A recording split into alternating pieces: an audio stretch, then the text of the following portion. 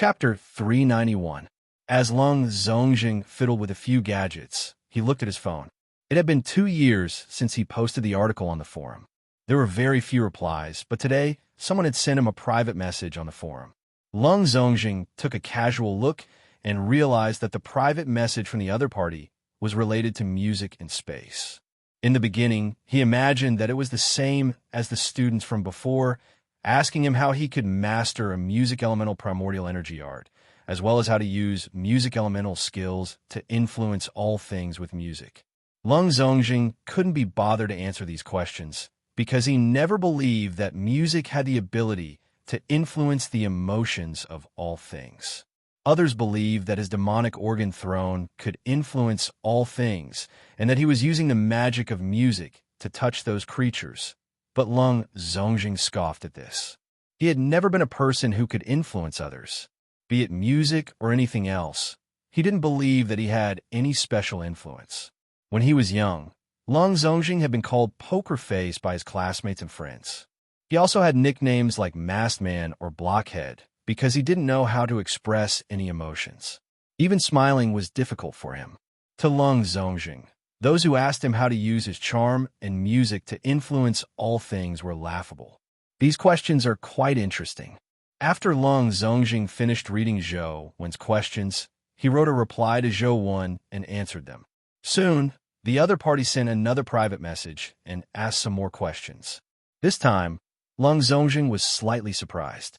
This was because the other party had clearly raised new questions after receiving his answers. To be able to understand the answers he gave so quickly and draw inferences about so many problems, the other party's mind was very active. This piqued Lung Zongjing's interest. He replied to the other party's question and hid some deeper meaning in his answer. He wanted to see if the other party could see the problem. After sending the message, Lung Zongjing couldn't help but feel slightly disappointed when he didn't receive a reply. If the other party's mind was only this active, it was already pretty good, but it wasn't enough to satisfy Lung Zongjing. Ever since he taught in Tianzhua, Lung Zongjing hadn't taught a student for a long time. It wasn't that he couldn't teach, but he really couldn't muster the interest to teach. After teaching a student who could understand everything and learn by analogy, it would be infuriating to teach a student who couldn't understand no matter what. Lung Zongjing would never leave his patience to others because his patience was used on research. If not for this, he wouldn't have achieved what he had today. Even the 6 great clans of the Alliance had to be wary of his demonic organ throne. Everyone thought that he was talented, but they didn't know how much effort he had put into it. In this era, everyone believed that science was useless. Only dimensional crystals and companion beasts were the future core of the world. They were all trying their best to hunt dimensional items. However, Lung Zongjing was different. Although he also cultivated, his scientific research had never stopped. From his point of view, those dimensional creatures that resembled god fiends weren't god fiends at all. They were just creatures from other worlds, similar to aliens. The magical powers they possessed were also related to technology.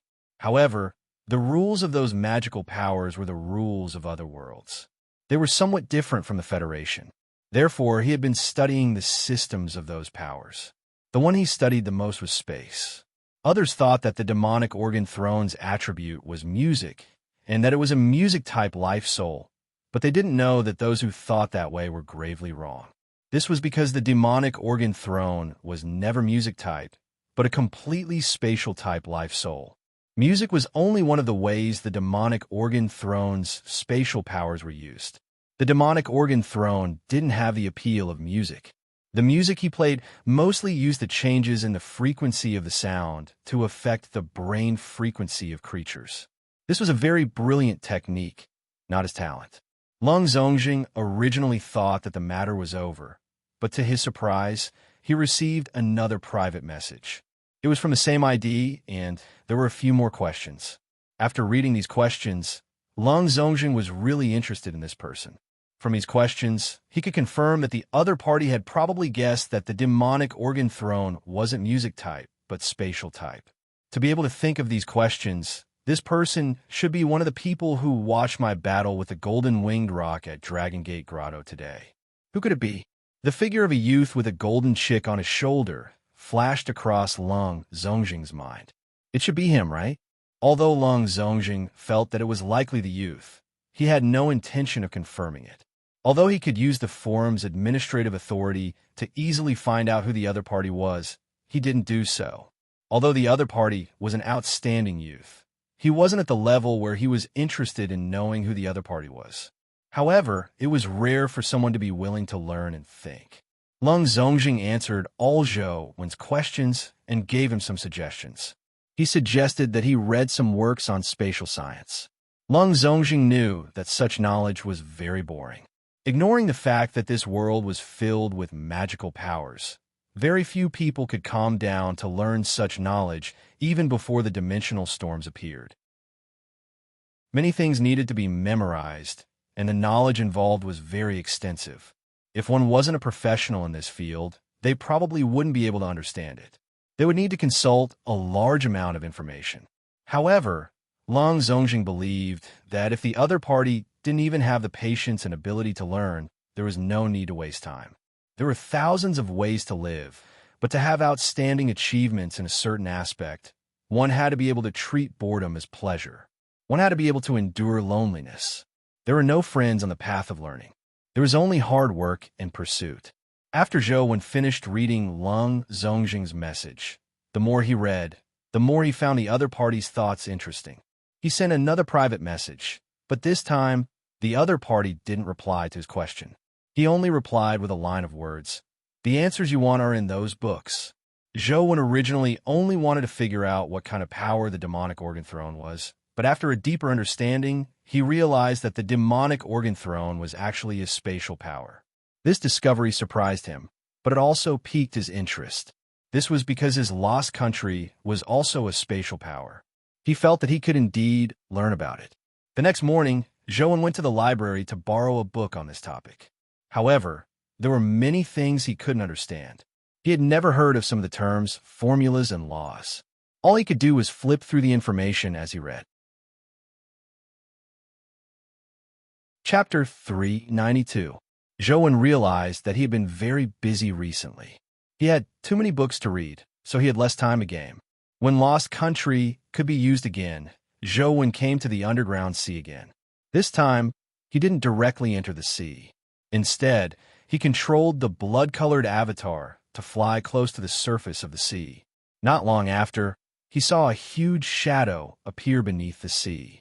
9 black dragons roared as they burrowed out of the seawater. After sacrificing a white shadow of poison, Zhou Wen dove into the sea and quickly approached a black dragon. However, the black dragon flicked its tail and immediately stirred up a shocking wave. The seawater slapped Zhou Wen's body away. Zhou Wen had no choice but to use the impact of the waves to distance himself from the black dragon and burrow out of the sea again. However, he didn't dare fly too high because there was also great danger in the sapphire sky. Approaching the sapphire sky might cause him to die faster. The black dragons rushed over as water spewed out from their mouths like a volcanic eruption. Zhou Wen used ghost steps to rush into the sea again. This time, he aimed at the war wagon and swam towards it with all his might. With the war wagon's cover, he resisted the black dragon's devouring and attacks. Zhou Wen calculated every action of the 9 black dragons as the blood-colored avatar constantly circled the black dragons.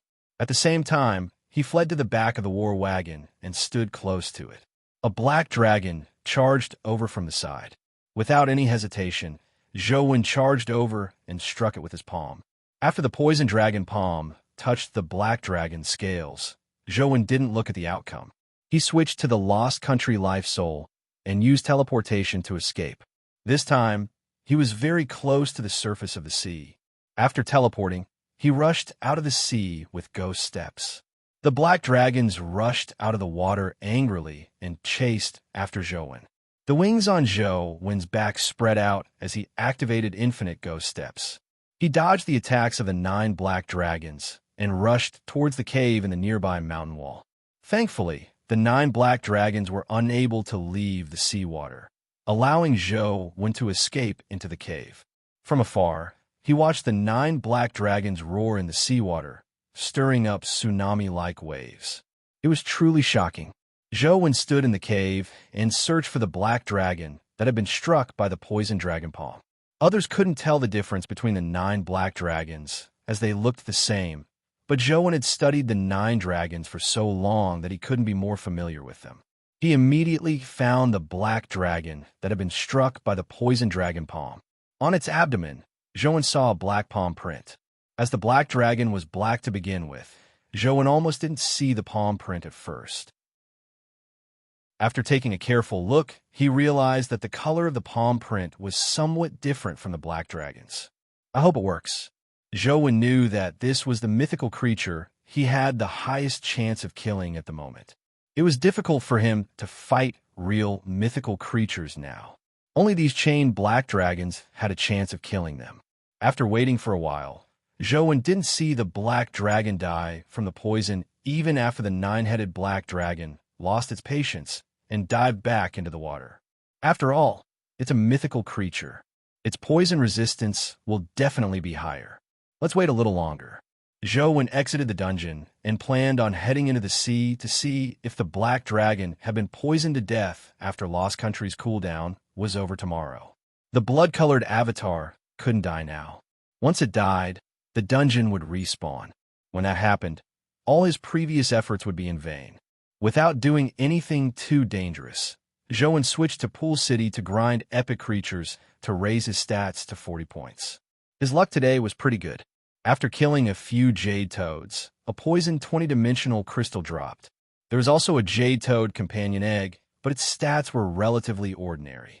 Zhou had actually farmed quite a number of companion eggs, but most of them were fed to his mythical pets as food. They were more interested in high-level companion beasts than ordinary food. Unless it was an excellent grade companion egg, Zhou wouldn't leave it behind. Why isn't there any hacking in this phone game? If only it can be hacked. After grinding for so long, Zhou inevitably found it a little boring. After all, repeatedly killing the same monster wasn't challenging at all. It was just a waste of time. Zhou, are you home? Someone knocked on the door. Zhou could tell that it was Wang Lu's voice. When he opened the door, he saw Wang Lu standing at the yard's entrance. What's the matter? Zhou walked into the yard and opened the door.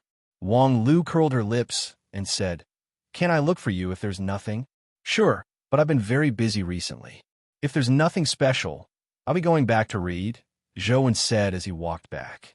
"You're a gaming fan, but you actually know how to read? Let me see what books you're reading." Wang Lu originally seemed to have something to say, but when she heard that Zhou was reading, her interest was piqued. She followed Zhou into his dorm. String Theory, Quantum Transmission, Diamond Prometheus Sutra, Grand Supreme, Cave Mystic Numinous Treasure, Immeasurable Salvation, Superior Grade Sutra. Your interests sure are wide. They range from cutting-edge scientific theories to idealistic theories. Are you materialistic or idealistic? Wang Lu casually flipped through the books on Zhou's sofa and said with a smile, "I'll only read whatever benefits me."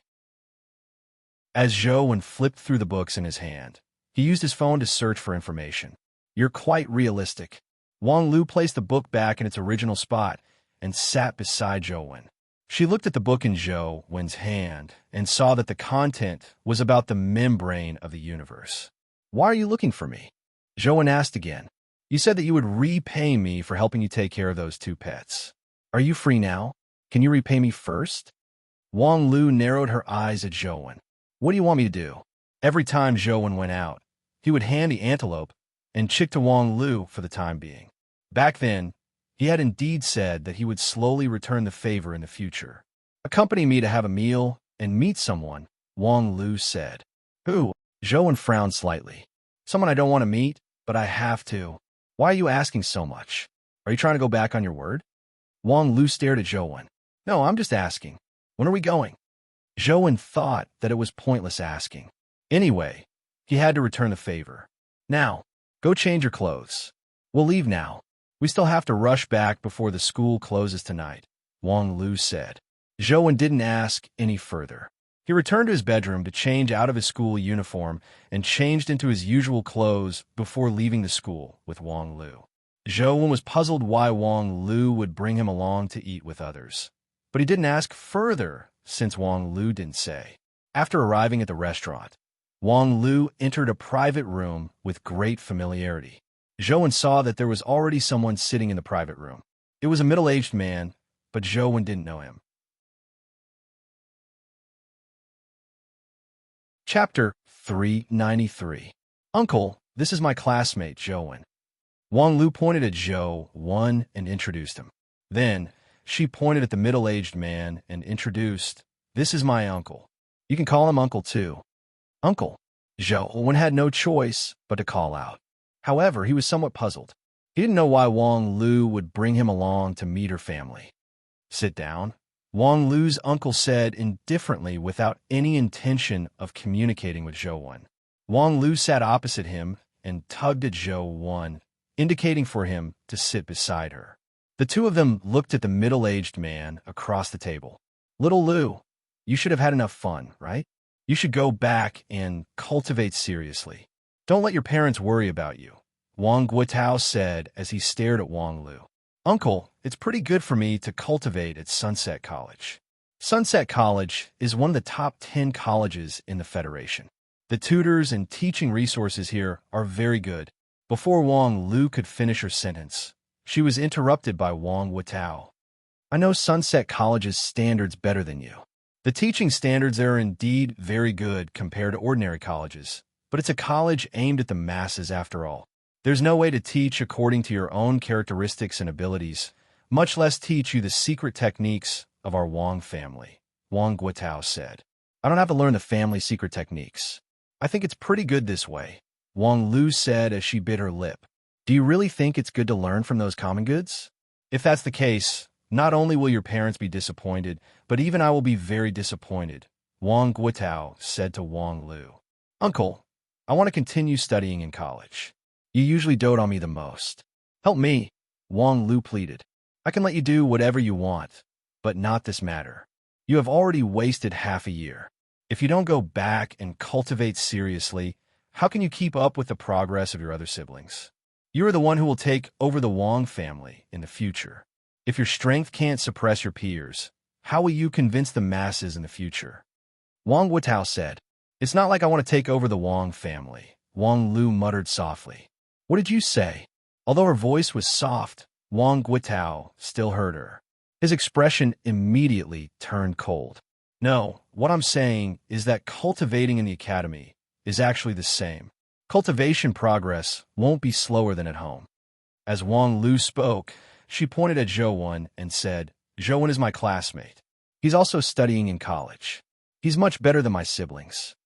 He's a member of the family, so the academy will naturally take care of him." Wang Guotao clearly knew about Zhou Wen as he continued. "Besides, you said that he's stronger than your siblings. I'm afraid that might not be the case." Wang Lu was immediately delighted when she heard that. She knew that Wang Guotao was indeed as she had imagined. He especially cared about his face, especially the Wang family's face. "Uncle, if you don't believe me, you can test him. If he's indeed stronger than my siblings who cultivate at home, why don't you let me stay on campus to cultivate?" Wang Lu took the opportunity to say, "Since you brought him here, I'm afraid you won't give up even if I say no," Wang Guotao said as he looked at Zhou Wen. "What are you best at?" "I'm not particularly good at anything," Zhou Wen replied. Wang Lu hurriedly said, "Uncle, Zhou Wen means that he's proficient in everything. You can test him however you like." "Is that what I mean?" Zhou Wen didn't know whether to laugh or cry, but he couldn't say anything in front of Wang Guotao. "Your grandfather has cultivated all his life, but he doesn't dare say that he's proficient in everything. Do you think it's appropriate to use this word on a student?" Wang Guotao looked at Wang Lu and said with a serious expression. With that said, he ignored Wang Lu's reaction and looked at Zhou Wen. "Since you don't have any specialties, I'll use the Wang family's usual cultivation questions to test you." Zhou Wen looked at Wang Lu, who looked over with a pleading look. She placed her hands under the table and bowed at Zhou Wen as though she was worshipping a god. "Uncle, please speak." Zhou Wen thought for a moment. He owed Wang Lu a favor, so he could only help her. Wang Guotao poured a cup of tea and pushed it in front of Zhou. He said indifferently, "The most important thing in cultivation is the foundation. It's just like building a building. Without a good foundation, it's impossible to build a skyscraper. Even if you manage to build it, it will quickly collapse. Now, I'll test your foundation." Zhou Wen looked at Wang Guotao in puzzlement, unsure how he was going to test him with a cup of tea. Wang Guotao's expression didn't change as he poured himself a cup of tea and placed it on the table in front of him. The table was made of pear wood. It was more than 10 centimeters thick and rather sturdy. With a casual press from Wang Guotao, the teacup sank into the table. The cup's mouth was parallel to the table, making it look like it was embedded inside. The cup wasn't damaged, and not a single drop of tea spilled out.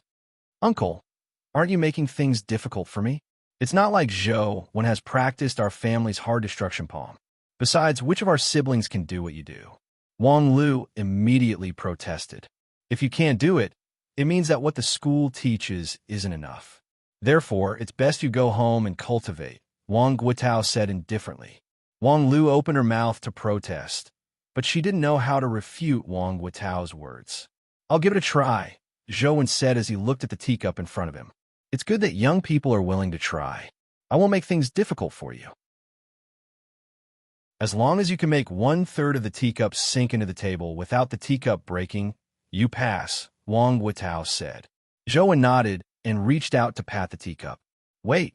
However, Wang Lu nervously called out to Zhou Wen. She looked at him pleadingly and said, "Be careful. Don't shatter the teacup. Just make some of it go in." Wang Lu thought to herself that it wouldn't make sense if she shattered the teacup. As long as the teacup didn't shatter, even if 1/3 of it didn't sink in, she could still bargain with Wang Guotao. Zhou Wen actually didn't quite understand. Since her family had such good conditions, why did Wang Lu insist on studying at school? Wasn't this seeking something far away? However, it wasn't his place to meddle in Wang Lu's matters. All he needed to do was return the favor. "Don't worry," Zhou Wen said to Wang Lu before extending his hand and slapping the teacup in front of him. With a crack, Wang Lu fell into despair. The table was fine, but the teacup had been smashed to smithereens by Zhou Wen. Wang Lu felt the world spin as she wished she could plunge to the ground. She thought to herself, "Did I get kicked in the head by a donkey? I actually thought of bringing Zhou Wen here. Young man, there are many things in this world that can't be resolved with strength," Wang Guotao said before losing interest in Zhou Wen. After saying that, Wang Guotao lost interest in Zhou Wen. He looked at Wang Lu and said, "Xiao Lu, go pack up on campus. I'll send someone to take you home tomorrow." Chapter 394. Wang Lu hung her head dejectedly, unable to retort. She could only blame herself for bringing a fool like Zhou Wen over. She had already told him not to shatter the cup, but he had smashed the cup, causing the water to spill all over the table. It was a tragic sight. "Uncle, I'll head back first," Wang Lu said as she stood up. "Wait a minute." Zhou Wen sat there without moving and even called out to Wang Lu. Wang Guotao couldn't help but frown slightly as he looked at Zhou Wen and said, "Young man, although your surname isn't In, you are ultimately a member of the In family. You should know your limits." Zhou Wen didn't defend himself because it wasn't worth wasting his breath explaining to unrelated people. Pointing at the table, Zhou Wen said, "Uncle, please evaluate my palm strike. What's the standard of your Wang family's younger generation?" The result is obvious. "Do you still need to evaluate it?" Wang Guotao said. "In that case, Uncle, are you allowing Wang Lu to stay on campus to cultivate?" Zhou Wen asked Wang Guotao. Wang Guotao was so infuriated by Zhou Wen that he laughed. He looked at Zhou Wen and said, "It's rare for young people to disregard their pride like you. However, if you really want Xiaolu's good, you should let her go home to cultivate. All right, you can go back." Wang Guotao's words were clearly saying that Zhou Wen was shameless, but Zhou Wen remained unmoved. "I don't know if returning to cultivate is a good choice for Wang Lu, but since I made a promise, shouldn't you let Wang Lu choose if she wants to return or not?" Even someone as cultured as Wang Guotao couldn't help but turn cold when he heard Zhou Wen's words. "I originally wanted to leave you some face, but since you don't want it, don't blame me for being blunt. At your standard, You're only about the same as a child who has just entered the Wong family. At most, you have some brute force. There's no need to evaluate you. Wang Guitao was somewhat infuriated as well. He wondered why Zhou Wen didn't know when to back down. He got up and prepared to leave, no longer wishing to speak to the annoying Zhou Wen. Zhou Wen, let's go back. She knew Wang Guitao's temper. It was impossible to fool him. Zhou Wen didn't move as he continued, sitting in front of the table. Then, he extended his hand and pushed the teacup fragments to the side. He looked at Wang Guitao and said, "Uncle, please wait. Are you sure that a child who just entered your manor can do this? In that case, please demonstrate it for me, so that I will be convinced of my defeat." Wang Lu originally wanted Zhou Wen to stop talking, but when her gaze landed on the table, she immediately exclaimed as she looked at the table in surprise. Wang Guitao originally didn't wish to bother with Zhou Wen. It was beneath his status to pester him, but when he heard Wang Lu's exclamation, he couldn't help but turn around and see Wang Lu staring intently at the table. Wang Guitao followed her gaze. With this look, Wang Guitao's pupils constricted as his eyes widened, forming a strong contrast. He saw that there were T-shaped patterns on the yellowish-black natural wood grain table. On careful look, it wasn't a pattern. It was clearly tea leaves that had been forcefully pressed into the table. The tea leaves weren't damaged at all, and the stalk was clear. It looked like the original patterns on the wooden table. Impossible! Wang Guitao walked to the table again and reached out to push away the fragments of the teacup. Soon, he realized that there were no tea leaves in the teacup fragments. There wasn't a single tea leaf in the tea that had scattered. Wang Guitao almost couldn't believe his eyes. It was true that he had relied on force to smash the teacup into the table, but porcelain was quite hard after all. However, tea leaves were fragile. After being soaked in water, they would rot with just a little force. How could he smash them into the wood? The strength of Zhou Wen's palm had shattered the cup, and the tea leaves inside had slammed into the wooden table without any damage. Wang Guitao found it impossible no matter how he thought about it. Wang Guitao reached out to touch the tea leaves. With a slight force, the tea leaves immediately rotted. He could clearly see the leaf marks left on the table. It's not fake? Wang Guitao was stunned again as he stared blankly at the table. He really couldn't figure out how Zhou Wen had done it. By the side, Wang Lu said in surprise and delight, "You actually smashed the tea leaves into the wooden table without any damage. How did you do it?" "It's not difficult. I just learned a little trick in school. I wonder what level such a trick is at in the Wang family." Zhou Wen was talking to Wang Lu, but his eyes were looking at Wang Guitao. Wang Guitao looked at Zhou Wen with a complicated expression. He really couldn't do it. He had never seen such force before.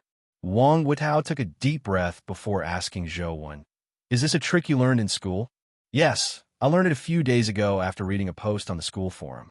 Zhou Wen knew that even if he could do what Wang Guitao did and smash the teacup into the table, Wang Guitao probably wouldn't really let Wang Lu stay. He had to prove that what he learned in school was better than what he learned in the Wang family. Only then would Wang Guitao really consider letting Wang Lu stay. "Uncle, I don't think any of my siblings can reach Zhou Wen's level, right? You're not allowed to go back on your word," Wang Lu said happily. Wang Guitao looked at the tea leaves that had sunk into the table with a complicated expression. After a while, he said to Wang Lu, "You can stay, but I'll send someone to test you every month. If you don't meet the test standards, you have to return immediately." "Uncle, thank you. That's great." Wang Lu was overjoyed as she pulled Zhou Wen up. "Zhou Wen, let's go." "Wait, little Lu, pay the bill first." "I have something to say to Zhou Wen." Wang Guitao stopped Wang Lu and said. Seeing Wang Lu look at him in doubt, Wang Guitao said with a smile, "Don't worry.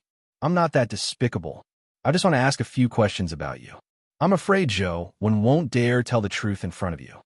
"Uncle, just ask me directly if you have anything to say," Wang Lu said.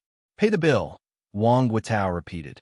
Wang Lu had no choice but to obediently pay the bill. However, before she left, she kept giving Zhou Wen a look as though she was warning him to be careful with his words. After Wang Lu left, Wang Guitao said, "Zhou Wen, how's your relationship with little Lu?" "Not bad." Zhou answered truthfully. Wang Guotao nodded slightly before saying to Zhou, if you really want little Lu's good, I hope you can maintain a certain distance from her in the future. Why? Zhou frowned. Because you're Wang Mingyuan student, Wang Guotao said simply. I understand. Uncle, don't worry. Wang Lu and I are just ordinary friends. Zhou didn't retort.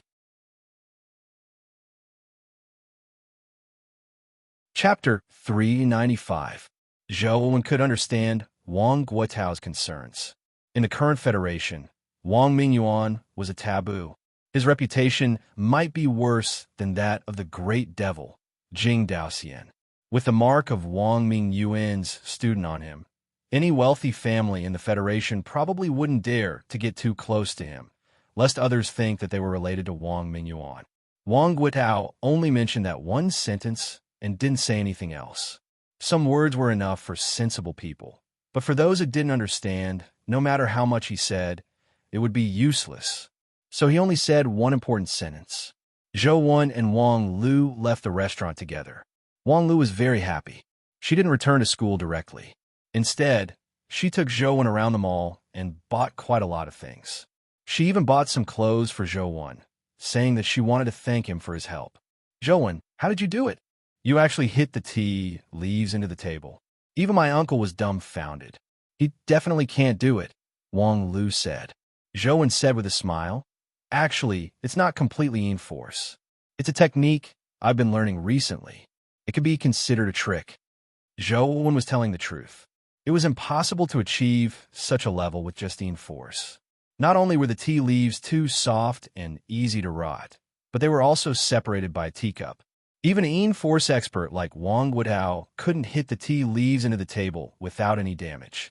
Zhou had used some spatial powers, but it looked like in-force. In fact, in-force only played a very small role in it. This was similar to Lung Zongjing's use of the demonic organ throne. It was also the result of Zhou's recent research. Although he still couldn't advance Lost Country to an evolved body, he finally had some ideas. As long as he continued studying it, he would eventually gain some insights. At least you're smart. I'm really happy today. Are you free tomorrow? I'm going to complete my homework mission. Be my cameraman, Wang Lu said. All right. Zhou didn't reject it. He didn't deliberately distance himself from Wang Lu because of what Wang Guotao had said. He and Wang Lu were only ordinary friends, so there was nothing to avoid. Furthermore, Zhou's character wasn't that of a goody two-shoes. Wang Lu knew his situation very well. Since Wang Lu didn't mind being friends with him, there was no need for him to push her away. As for the negative effects that being Wang Mingyuan's student might bring, Zhou believed that he had the ability to eliminate it in the future. He wouldn't let it affect his family and friends. Of course, the premise was that Wang Lu didn't mind. After returning to his dorm, Zhou went to grind Pool City again. However, he had killed many epic creatures inside, making it difficult to find them. All he could do was switch dungeons. Now that the blood-colored avatar couldn't die, Zhou couldn't respawn dungeons. All he could do was head to safe places to grind. After grinding for a while, there were no more monsters left to grind. I'll sleep early today. I'll head to the underground sea tomorrow to see the results. It was rare for Zhou to sleep early. He slept all the way until 6 in the morning. It wasn't time for Lost Country's cool down. After washing up, Zhou took a book and went to the cafeteria to eat. The books that Lung Zongjing introduced him to read were a little too deep. Many of them were knowledge that Zhou had never read before, but he didn't find them boring. Perhaps others would find it boring to read these books that they couldn't understand, but Zhou read them with relish.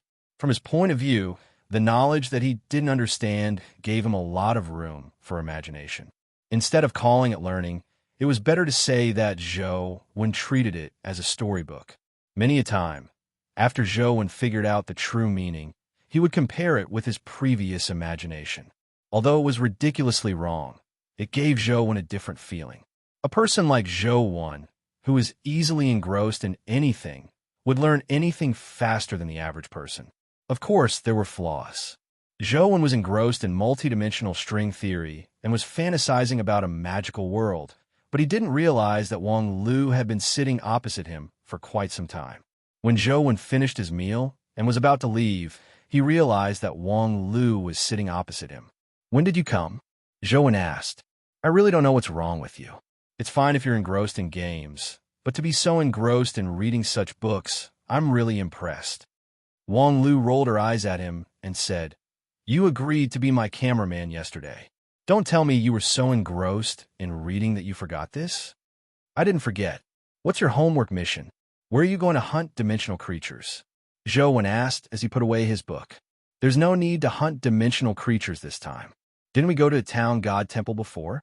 "The homework mission this time is also to go to the town god temple, but it's not the small one from before, but the relatively large one in the city," Wang Lu said as she walked. "Your homework mission is to pay respects to the town god?" Zhou said in surprise. They had never received such a good homework mission. "This is a homework mission that only special admission students have. We have to defeat at least one guardian general," Wang Lu said. Zhou followed Wang Lu to the town god temple. At the same time, someone came to Luoyang and in Tianzuo's office. "Sir, long time no see. You're still the same as before." And Tianzuo stood up and welcomed the person into the office. "I'm old. The last time I saw you, you still had some black hair, but now it's all white," Fu Yu said with a sigh. "Sir, you guard the East Sea and kill countless sea beasts. You protect the safety of our Federation and are a cornerstone of our Federation. If you were to say that you are old, I'm afraid no one in the Federation would dare say that they are young." And Tianzuo got someone to brew tea for Fu Yu. Fu Yu couldn't help but laugh. "Sir, what's the matter that brought you here so suddenly?" A person like Fu Yu wouldn't leave the East Sea if there wasn't anything urgent. It was clearly unusual for him to suddenly come here without a phone call. Fu Yu put down his teacup and looked at Tianzuo. "Tianzuo, you and I have a master-disciple relationship. There are some things I can't say directly to others, but to you I won't beat around the bush." "Sir, please speak," and Tianzuo said seriously. "Wang Mingyuan has a student named Zhou. Is he related to you?" Fu Yu asked in Tianzuo. "Not really. He's the son of my stepfather's ex-wife. He has nothing to do with our own family," and Tianzuo said. "Then how's your relationship with him?" Fu Yu asked again. "I have even less to do with him," and Tianzuo said without hesitation. "That's good. In that case, don't bother if the Bureau takes him away," Fu Yu said. "Sir, what do you mean?" And Tianzuo frowned.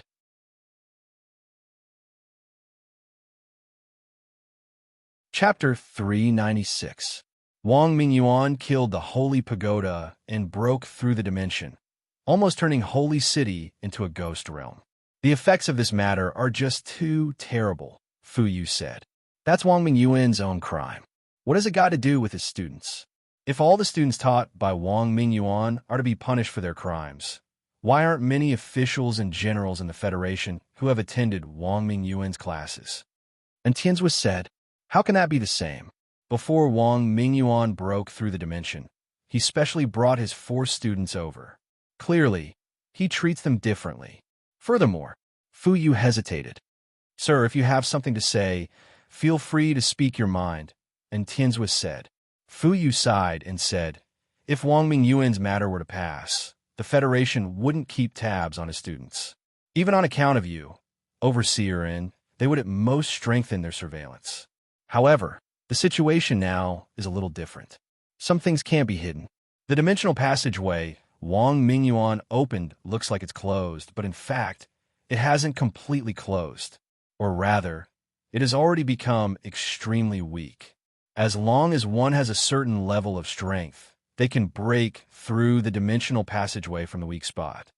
A mythical dimensional creature entered the Federation from there?" And Tianzuo asked with a frown. "If only that were the case. The current Federation has great restrictions on dimensional creatures. Even if they come, the harm they cause won't be too great.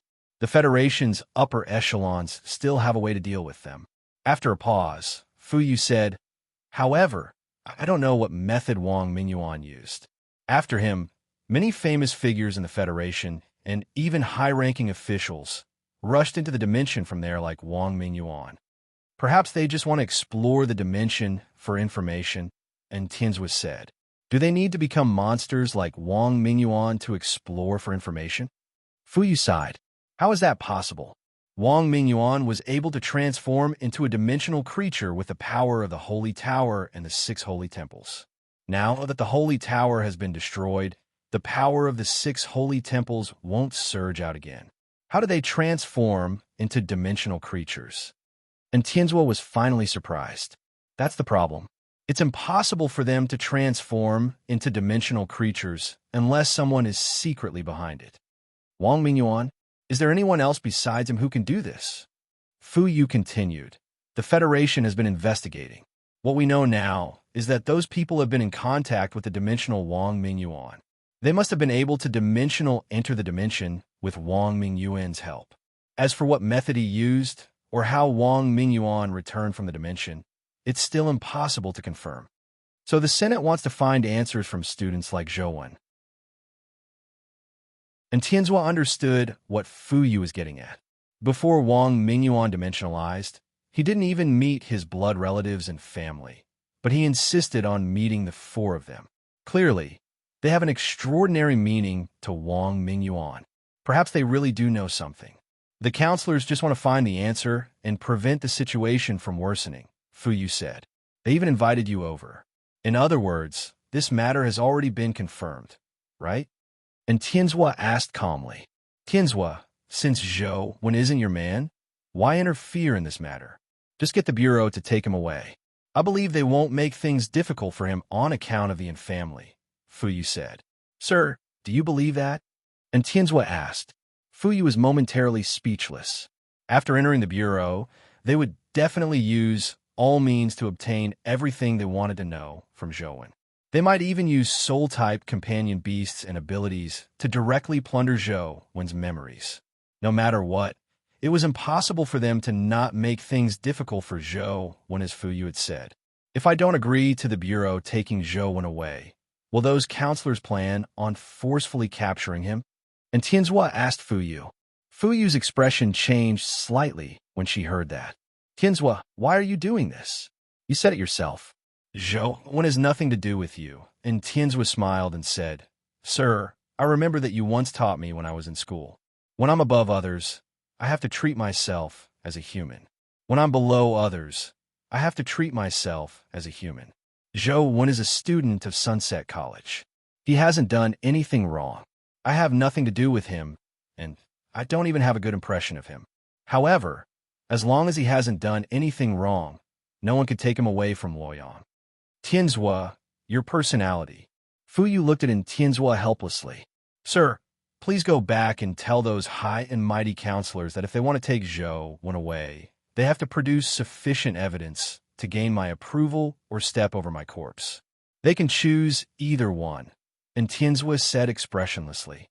Fu Yu knew that there was no need to continue speaking.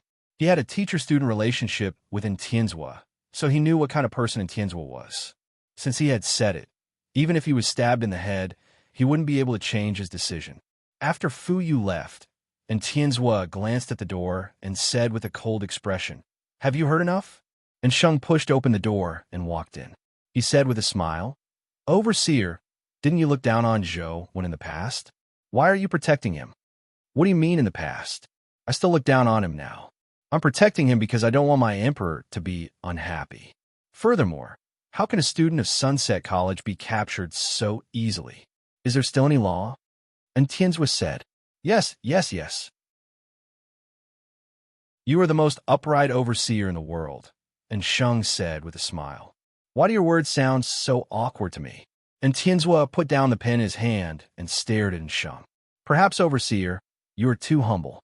You aren't used to hearing praise. You will get used to it after hearing a little more. And Sheng said, Cut the crap. Don't tell my Empress Dowager about this. Grandfather's matter has already made her very upset. Don't let her worry any further. And Tianzhuo instructed. Got it. What about Zhou? They have already hired Mr. Fu as a lobbyist. I'm afraid they won't let the matter rest. Even if they don't openly arrest him, they will send people over in secret. It's probably not safe for Zhou to stay on campus. And Sheng said, What has his safety got to do with us? He's already an adult. If he's captured and killed, it's because he's incompetent. Serve him right. Do you want to be a nanny and hug him 24 hours a day? and Tianzua said with a cold expression. Yes, overseer. I'll inform him now and let him fend for himself. And Sheng bowed and prepared to leave. Come back. And Tianzua called out to Sheng again. Overseer, is there anything else? And Sheng turned around and asked. Because of grandfather, my mother has been in a bad mood recently. Doesn't she dote on that kid the most? Let that kid accompany her. After all, he's a stepson in name. This is what he should do. Besides, the Empress Dowager dotes on him so much. He should know how to repay her kindness. And Tianzua said with a straight face. Overseer, do you mean to let him move to the in-family compound? And Sheng asked with a blink. Did I say that? And Tianzua snorted coldly. No, definitely not. Then I'll find Zhou now and get him to accompany the Empress Dowager. And Sheng bowed in all seriousness and left the office.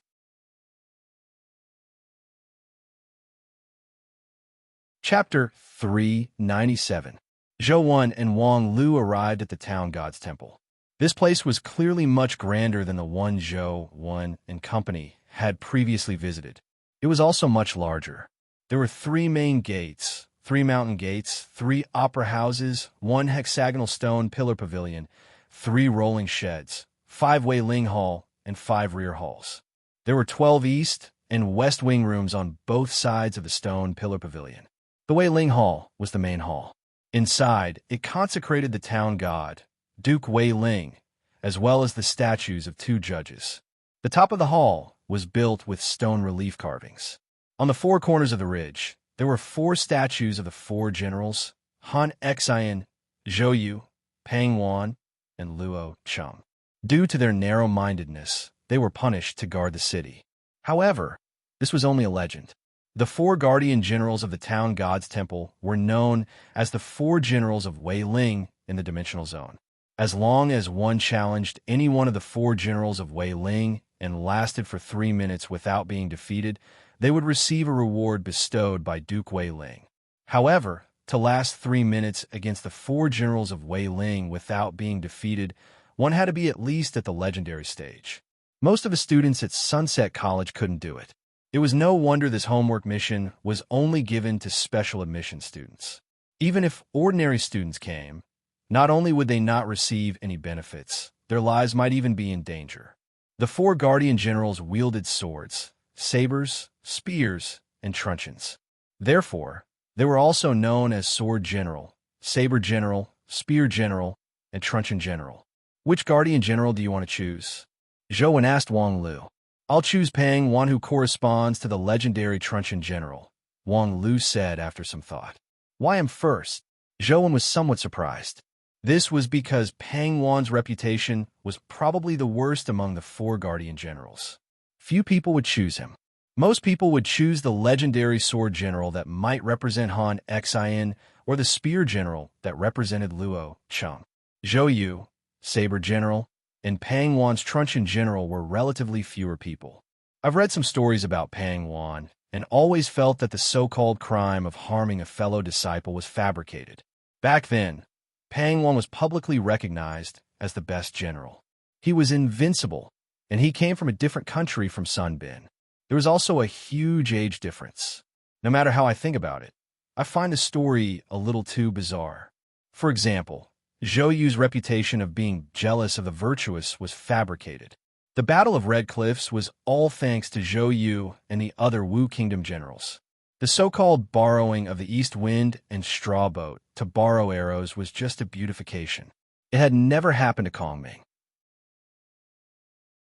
Lu's subordinates didn't contribute at all in that battle. They only came to take advantage after Chao's defeat, when said. Zhou Wen nodded. He didn't know much about the history before the dimensional storms, but he felt that what Wang Lu said made sense. Zhou Wen used his phone to film Wang Lu. Wang Lu entered the Wei Spirit Hall and bowed at it. Then, she pulled out a token with the word swastika engraved on it from the offering table. After the token was pulled out, the sound of a meteorite hitting the ground came from the yard. A general in armor appeared in the yard with 2 truncheons in his hands. The general had a muscular build. The truncheons in his hands were heavy like a mighty miracle god. His eyes stared at Wang Lu like lightning. After Wang Lu left the Hall of Might Spirit's door, the general smashed down with the truncheons. Although the truncheons didn't emit light, they were heavy and powerful like Mount Tai. Wang Lu didn't clash head-on with the truncheon general. Instead, she used her movement technique to circle around him. Her movement technique was agile and elegant. Under the storm-like attacks of the truncheons, she still appeared to be at ease. It left Zhou Wen slightly surprised. Zhou Wen had always felt that Wang Lu was just lucky, but he never expected her movement technique to be so exquisite. Apart from the difference in level and speed, it wasn't inferior to Zhou Wen's movement technique at all. In 3 minutes, the truncheon general failed to injure Wang Lu at all. The truncheons didn't even touch her clothes. Once the time was up, the truncheon general dissipated into white mist with a bang. As for the token that Wang Lu had pulled out from the offering table, it underwent a strange change. It turned into a dimensional crystal with a projection of the truncheon general inside. It was a primordial energy skill crystal. Do you want to give it a try? Wang Lu put away the primordial energy skill crystal and asked with a blink. Can I? I don't have any homework missions, Zhou Wen asked. Since the past can bring you in, it's naturally possible, Wang Lu said. Zhou Wen nodded. Since he was already here, he might as well take the benefits. Zhou Wen came to the Hall of Might Spirit. This time he didn't dare kowtow. If he blew up Duke Wei Ling's kowtow, where would he get the benefits? He glanced at the tokens representing the 4 generals on the rack. Wang Lu had originally taken one, but now there were 4. Zhou Wen's understanding of historical figures was limited. He had only heard of their names. Furthermore, it was hard to say if the 4 generals really represented the 4 generals. Therefore, after some thought, he chose Sword General. With the Overlord sword in hand, he could use it if he wanted to use a sword-type primordial energy skill. A loud bang was heard from the courtyard, and a general with an ancient sword on his belt appeared in the courtyard. The moment Zhou Wen left the yard, the general slashed at him with his sword. However, the speed of the sword wasn't fast, nor did it have the might of the truncheon general. Zhou Wen had no intention of dodging. He summoned the Overlord sword and slashed at the sword general's ancient sword. He wanted to see how strong the city defending general was. However, when he slashed with his sword, he saw the sword general retract his sword and retreat, causing Zhou Wen's strike to miss. What's going on? Will the city defending general be afraid? Just as Zhou Wen was puzzled, he suddenly saw the general wave the sword in his hand. Light flickered in the yard as 10 beauties holding ancient swords appeared out of thin air. All of them had murderous looks as they charged at Zhou Wen with swords in hand. Instantly, sword flashes crisscrossed, forming a sword formation that trapped Zhou Wen. Zhou Wen was somewhat surprised. The sword general was rather interesting. He could actually summon a sword formation. Seeing the layers of sword beams approach him, Zhou Wen didn't dodge. Overlord sword released a terrifying sword beam as he instantly slashed out with transcendent flying immortal. The sword beams intersected, and in an instant, the 10 beauties holding ancient swords were sliced apart by the Overlord sword, turning into a white mist that dissipated. When Zhou Wen looked at the sword general, he saw him wave the ancient sword in his hand again. Another 10 ancient sword beauties appeared and formed a sword formation again.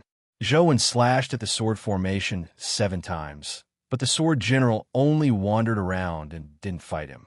Zhou Wen used ghost steps to approach the sword general, hoping to force him to fight, but the sword general's movement technique was inexplicably strange. He actually dodged Zhou Wen's attack and summoned the beautiful sword formation. 3 minutes quickly passed. The sword general dissipated into a white mist with a bang, but Zhou Wen was somewhat depressed. He ultimately failed to force the sword general to clash with him. His gaze landed on the token and saw that it had indeed transformed into a crystal. Inside was the sword general's shadow. It was also an essence energy skill crystal.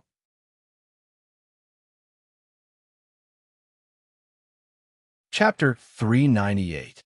Zhou Wen wasn't in a hurry to absorb the primordial energy skill crystal.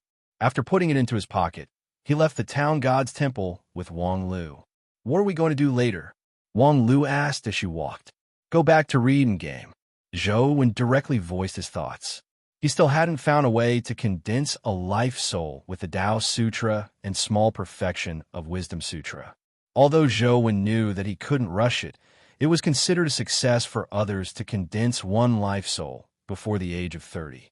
He already had 3 life souls, so he really shouldn't be so greedy.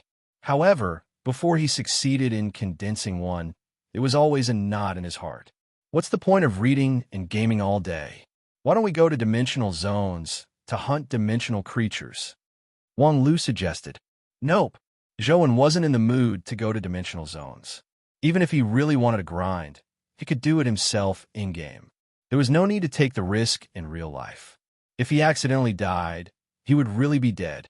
Wang Lu rolled her eyes at Zhou Wen and wanted to lampoon, but her eyes darted around, and she said, by the way, didn't you come up with a strategy to kill the Binyang cave tiger? Do you want to make another trip? Zhou Wen originally wanted to return to reading and gaming, but when he heard Wang Lu's words, his eyes lit up. Can I go? With me around, why can't you go? You probably want a baby tiger too, right? Wang Lu said with a smile. What are the conditions? Zhou Wen asked Wang Lu cautiously.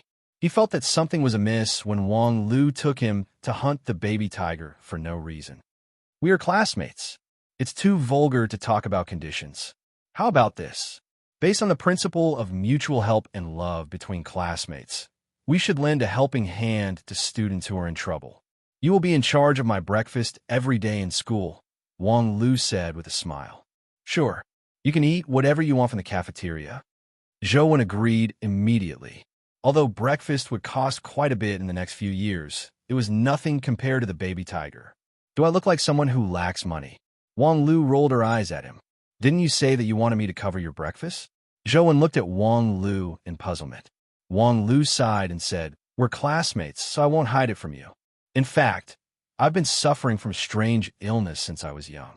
Every morning, my illness would act up. It's excruciating pain, and I can't get out of bed at all.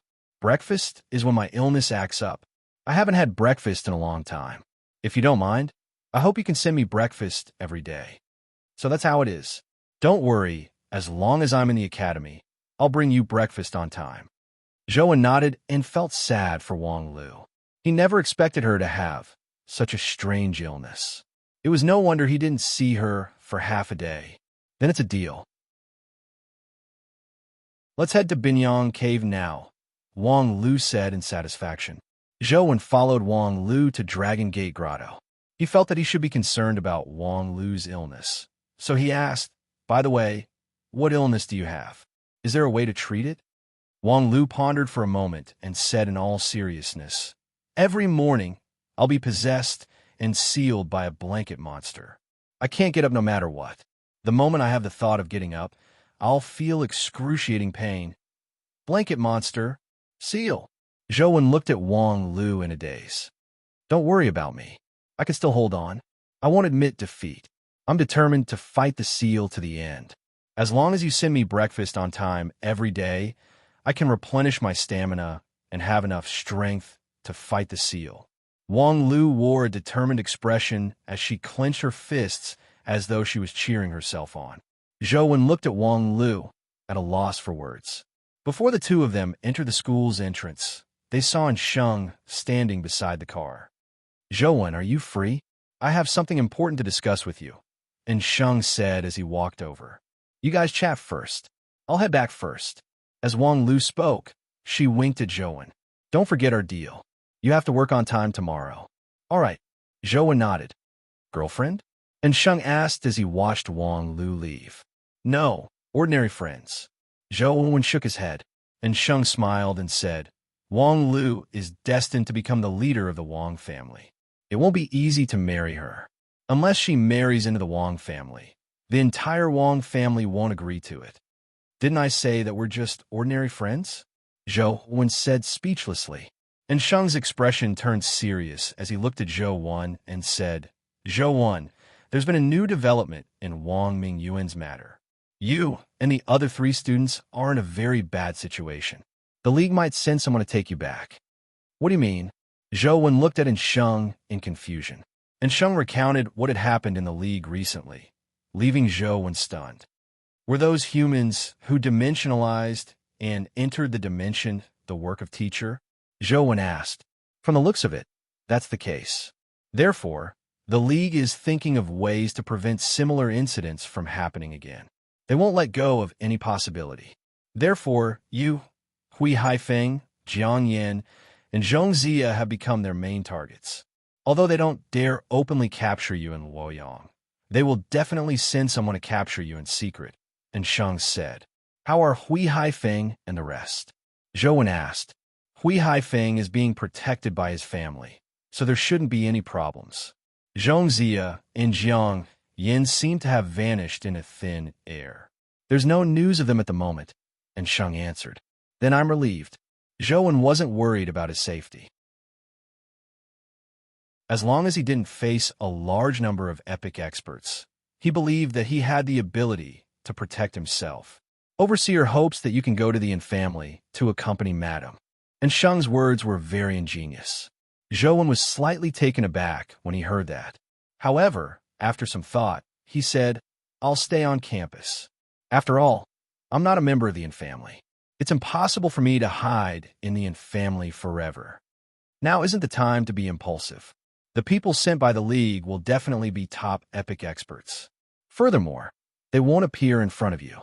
They will only attack in secret. It's very likely that you won't even know what's going on before you fall for it, and Shang said. Shang, just as you said, dimensional zones can lose their effects at any time. When the time comes, all sorts of terrifying dimensional creatures will run amok. Can I still hide in the Yin family forever? Zhou said, and Shang looked at Zhou in silence. Zhou continued, I can't rely on others to protect me my entire life. As you know, I've already condensed a life soul. I want to try using my own strength to protect myself. And Shang fell silent for a long time before saying, I respect your decision, but you have to remember that even if you have something against Overseer and Miss Jing, don't treat Madam as an outsider. That'll be very sad.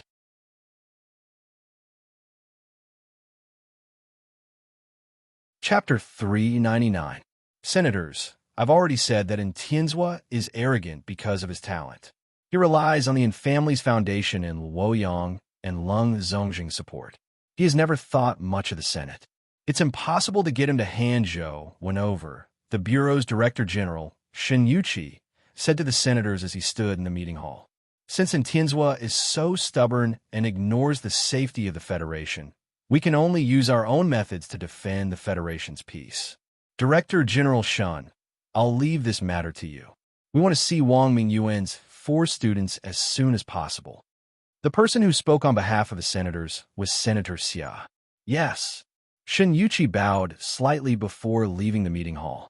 In fact, before sending Fu Yu to Luoyang, they had already reached a tacit understanding. If Fu Yu couldn't persuade Tianzhua, the Senate would tacitly allow the Bureau to take action. Shen Yuqi had even prepared the candidates to go to Luoyang. He was just waiting for the final order. Furthermore, he had already expected Tianzhua to refuse to hand Zhou over. Shen Yuqi arrived at the Bureau's secret prison. This place was known as heaven by the Bureau. It wasn't because it was beautiful, but because none of the prisoners who entered it could leave.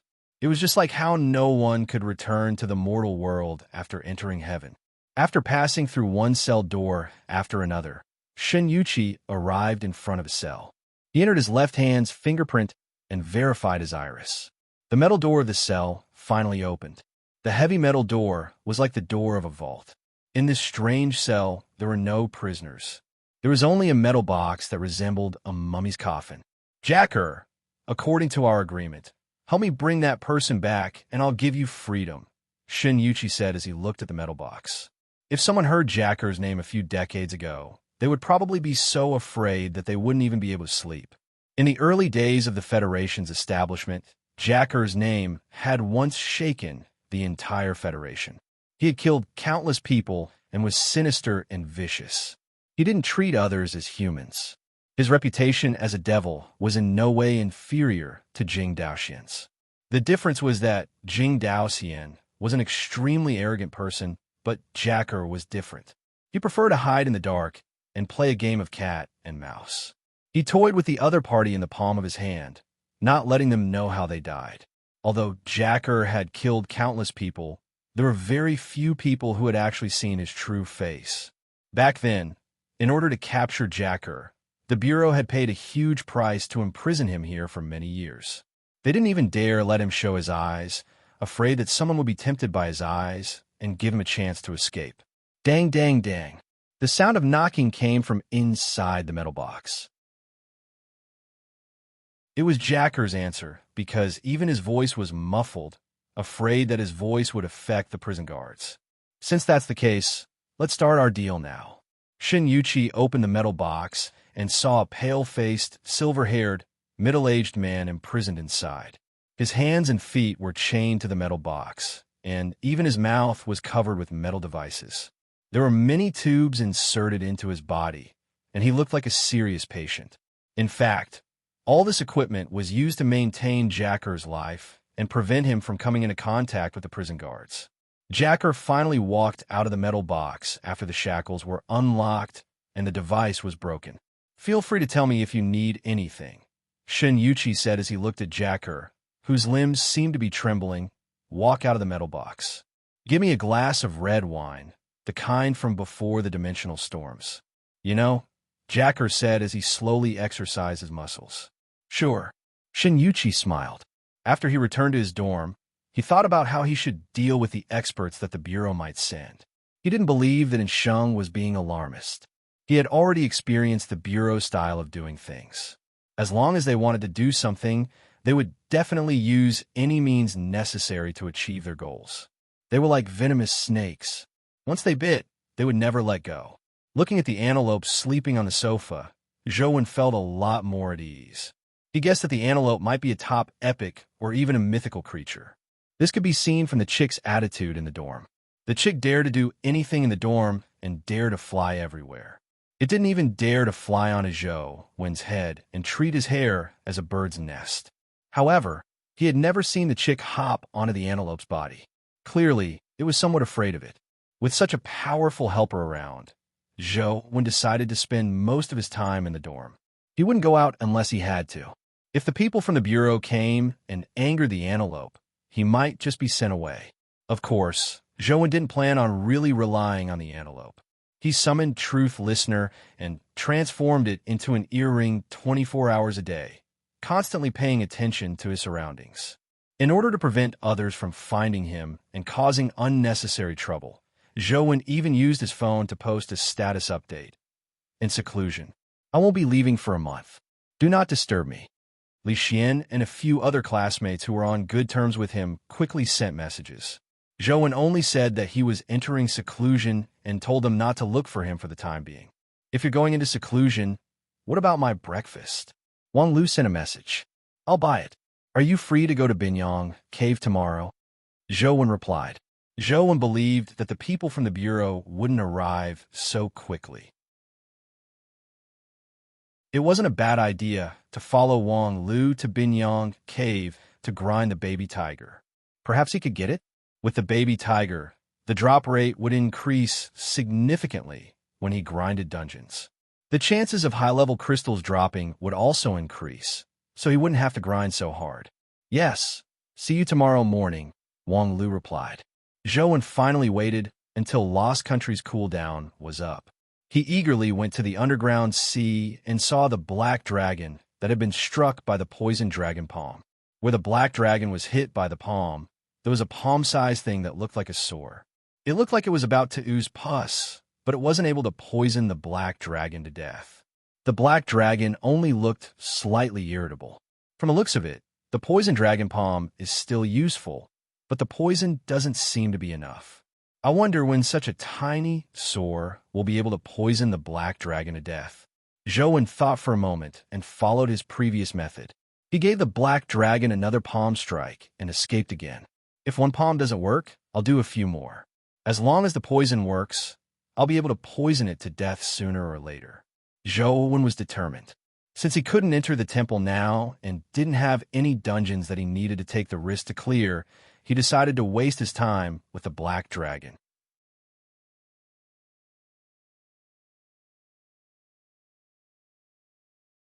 Chapter 400. After waking up in the morning, Zhouwen washed up and went to the cafeteria. He first filled his stomach before buying a few buns and soy milk for Wang Lu. Thankfully, Wang Lu's dorm was next door, so it was on the way. He pressed the doorbell of Wang Lu's dorm a few times before Wang Lu opened the door while rubbing her eyes. Breakfast. Zhouwen handed the buns and soy milk over. Why are you so early? Wang Lu took the bag and walked back to the living room as she spoke. It's not early anymore. Usually, I'd be gaming at this time, Zhouwen said. Wang Lu curled her lips and ignored him. She opened the bag and saw that there were buns and soy milk inside. She said with a smile, "You sure are thrifty. I don't know what you like to eat, so I bought the most ordinary ones. If you want to eat anything, tell me in advance next time," Zhouwen said. "That'll do. Wait a moment. I'll go wash up first." After Wang Lu washed up and had breakfast, it took more than an hour for her to finish washing up. Zhouwen and Wang Lu went to Binyang Cave together. When the soldiers guarding the cave saw Wang Lu, their eyes narrowed as they stared at her, as though they were guarding against a thief. "I want to spin it 3 times, Wang Lu said to Zhouwen. He naturally couldn't let Wang Lu pay for it. After Zhouwen paid, he got Wang Lu to spin the wheel. The soldiers held their guns, and their eyes were like searchlights as they stared intently at Wang Lu. However, they still watched helplessly as Wang Lu spun the wheel and obtained the right to enter Binyang Cave. She got it 3 times in a row. The officer in charge stared blankly. After Zhouwen and company left, he checked the wheel again, but there were no problems. They spun it dozens of times, but none of them reached the red line. What the hell? The officer felt that this matter was a little odd. After the last time, they had installed a higher-level essence energy sensor.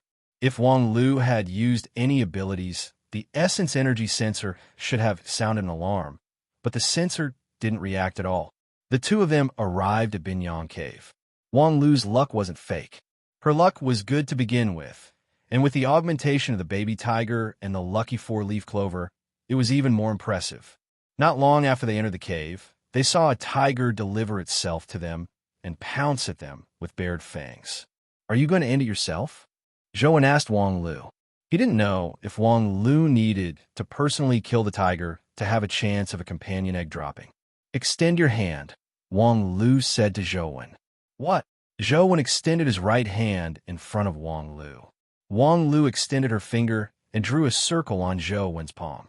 Then she held his right hand and pushed his finger to his palm, causing his right hand to clench into a fist. She then piously said, "May the goddess of luck be with you." "All right, you can go now." Zhouwen was skeptical. Wang Lu's luck was good, but luck shouldn't be contagious, right? Zhouwen had killed countless tigers in-game, but all he had obtained were primordial energy crystals. He had never seen a companion egg. Zhouwen found it unbelievable that Wang Lu would say that it was useful just by drawing a circle. Although he didn't believe it, the tiger had already pounced in front of him. Zhouwen didn't hesitate any longer. He pulled out the bamboo blade with his right hand and slashed at the tiger with Feng Wheel Sword Flash. The tiger performed exceptionally today. With a twist of its waist, it dodged the Feng Wheel Sword Flash. Unfortunately, it didn't expect the Feng Wheel Sword Flash to fly back due to the returning wind primordial energy skill, splitting it into 2 in midair, killing an epic dimensional creature with 1 strike. Although it's the weakest type, your strength is already very impressive. "What a pity," Wang Lu said. "What's a pity?" Zhouwen asked as he walked towards the tiger's corpse. "Unfortunately, you are Wang Mingyuan's student. I'm afraid no one will dare to use you other than Luoyang," Wang Lu said bluntly without deliberately avoiding the topic. "It's fine if there's no need." Zhouwen didn't mind. The dimensional zones were already very unstable. No one knew how long the Federation could last. He had never thought of becoming a high-ranking official in the Federation. "Freedom is great. If only I could do whatever I want like you," Wang Lu muttered to herself. Unfortunately, Zhouwen didn't hear Wang Lu's words because his gaze was completely attracted by a companion egg in the tiger's corpse. A companion egg really dropped. Zhouwen took out the companion egg, still in disbelief. He had been grinding tigers in-game to the point of vomiting, but he hadn't been able to get a baby tiger to drop. Yet, it really dropped this time. Remember my breakfast every day. Don't burn the bridge after crossing it, Wang Lu said with a smile. Definitely not. Just tell me what you want to eat. I guarantee it will be delivered, Zhou Wen hurriedly said. Anything is fine as long as you think it's delicious. Wang Lu wasn't picky. Zhou Wen agreed and eagerly injected his primordial energy.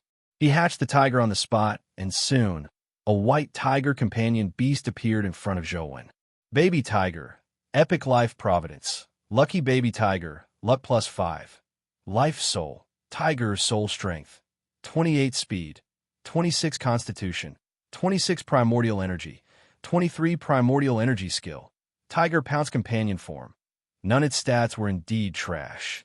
It was an existence akin to trash at the epic stage, but the unique lucky life providence allowed such a trash companion beast to possess the value of a top-notch companion beast.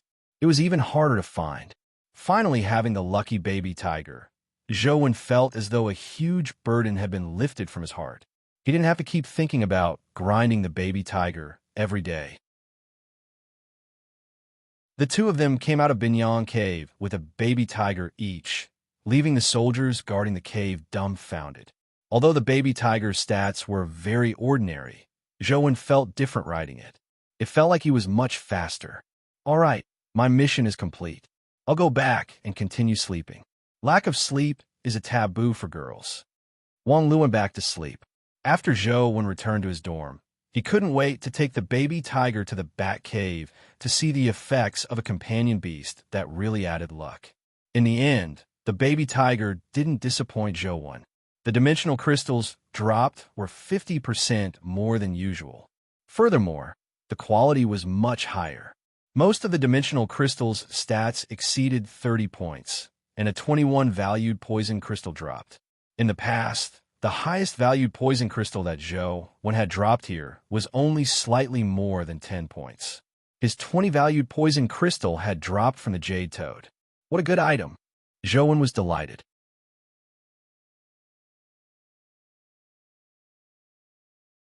Chapter 401. A few companion eggs also dropped. Zhou Wen fed them to his companion beast. After eating 2 poison bat companion eggs, Tyrant Behemoth finally began to evolve. The tiny behemoth, which was originally only half the height of a person, had its fur grow crazily. Its muscles swelled up like a balloon. Soon, it became a 3 to 4 meter tall behemoth. Its muscles were like steel, filled with explosive power. Tyrant Behemoth, legendary, evolvable, life providence, immense strength, 21 speed, 21 constitution, 21 essence energy, 21 talent skill, mountain devouring companion form. Boxing Glove Zhou Wen had been feeding it for so long and had fed it many epic companion eggs. Tyrant Behemoth had just advanced to the legendary stage, so he didn't know when it would advance to the epic stage. However, Tyrant Behemoth did look mighty. It was 3 to 4 meters tall at the legendary stage. If it could advance to the mythical stage, it might really be able to devour mountains. It would be unimaginably massive. Little Behemoth, quickly grow up. I'm not begging you to advance to the mythical stage. Quickly advance to the epic stage and be a happy fighter. Zhou Wen actually didn't dare hope for Tyrant Behemoth to advance to the mythical stage. The 6 hero families had so many resources. It was very difficult to nurture mythical companion beasts, much less him. If it wasn't for the fact that he had a game dungeon that allowed him to grind for resources, Zhou Wen probably wouldn't have been able to afford to rear a mythical pet. Zhang Tianluan had been in a bad mood recently. He originally imagined that after hitting on Sully, he could get close to the girls from the Weian Club and pick up other beauties. With his family background and his position as vice president of the student council, it shouldn't be difficult. However, to his surprise, the female students from the Weian Club didn't participate in activities with the student council. Instead, they often hung out with the people from a Xianwen club. Although Zhang Tianluan's family had some background, it was naturally inferior to Li Xian's. He didn't dare do anything to the Xianwen club. He originally wanted to ask Wei Gu to help him deal with the Xianwen club, but Wei Gu repeatedly refused and didn't take action. This made Zhang Tianluan even more depressed. After leaving the academy, Zhang Tianluan walked in the direction of his home. When he walked into a small alley, he saw a pale-faced, sickly middle-aged man walking over from the opposite side. The middle-aged man's appearance reminded Zhang Tianluan of Zhou Wen. Zhou Wen's face was a little pale, as though he hadn't been out in the sun for years.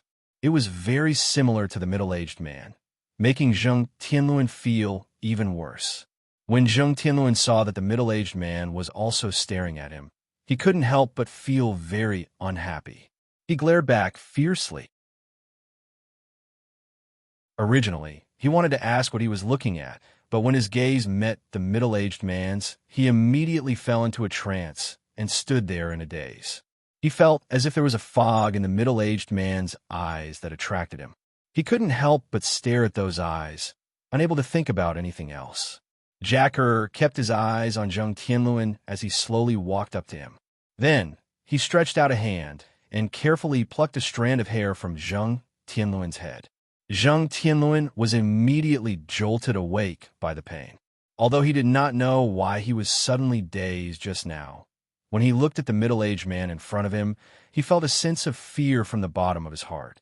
He could not help but retreat as he asked, "What are you trying to do?" Jacker ignored Zhang Tianluan and pinched the strand of hair with his fingers. Then, he took out a palm-sized doll that looked like a clown. Jacker inserted Zhang Tianluan's hair into the clown doll's head. The soft hair became like a steel needle in his hand as it quickly sank into the clown doll's body. At that moment, Jacker looked up at Zhang Tianluan and revealed a strange smile that made one shudder. He pursed his slightly purple lips and said, "I have something I need your help with. There's a student named Zhou Wen in your school. Help me get a strand of his hair or fingernail." "Are you crazy? Why should I help you do that?" For some reason, Zhang Tianluan felt extremely terrified. As he spoke, he retreated. If not for his legs going limp, he would have already turned to flee. Jacker didn't say anything to Zhang Tianluan. He glanced at the stray dog that was rummaging through the trash can by the side of the road. He reached out and plucked a strand of dog fur from the stray dog, sucking it between his fingers. The stray dog barked at Jacker in pain, but Jacker only glanced at it. The stray dog immediately turned around and fled with its tail between its legs. It didn't even dare to bark again. Zhang Tianluan saw Jacker take out another clown doll, and then he stuck the dog fur into its head. What happened next was something that he would never forget for the rest of his life. Jacker's eyes were frighteningly bright as he stared intently at the clown doll in his hand. There was a terrifying smile on his face, as though he was a clown smiling. His pale face resembled the white face of a clown after putting on makeup. In the next second, Jacker exerted strength with his fingers and tore off one of the clown doll's arms. At the same time, the stray dog let out a tragic cry. Blood spewed out as one of its front legs seemed to be torn off by an invisible hand. Jacker tore at the doll in his hand even more crazily. Soon, the doll's remaining arm and 2 legs were torn off.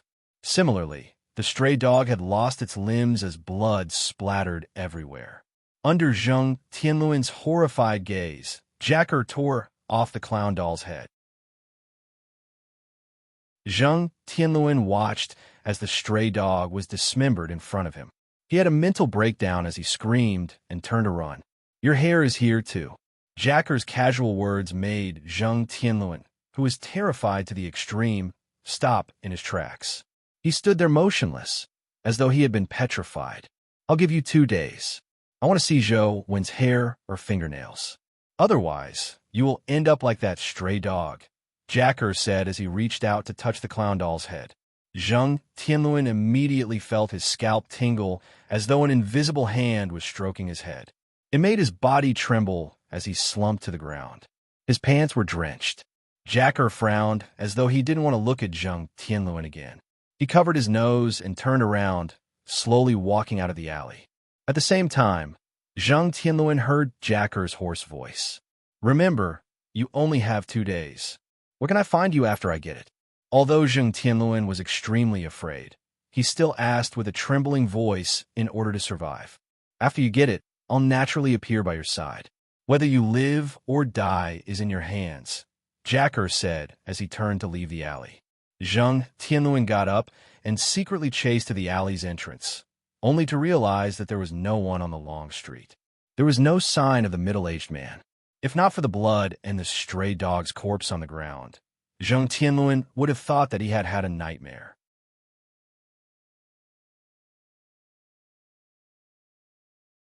Chapter 402.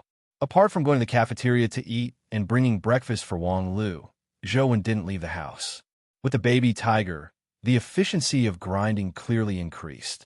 The dimensional crystals and companion beasts that dropped had improved significantly in both quantity and quality. +5 luck is already such an obvious improvement.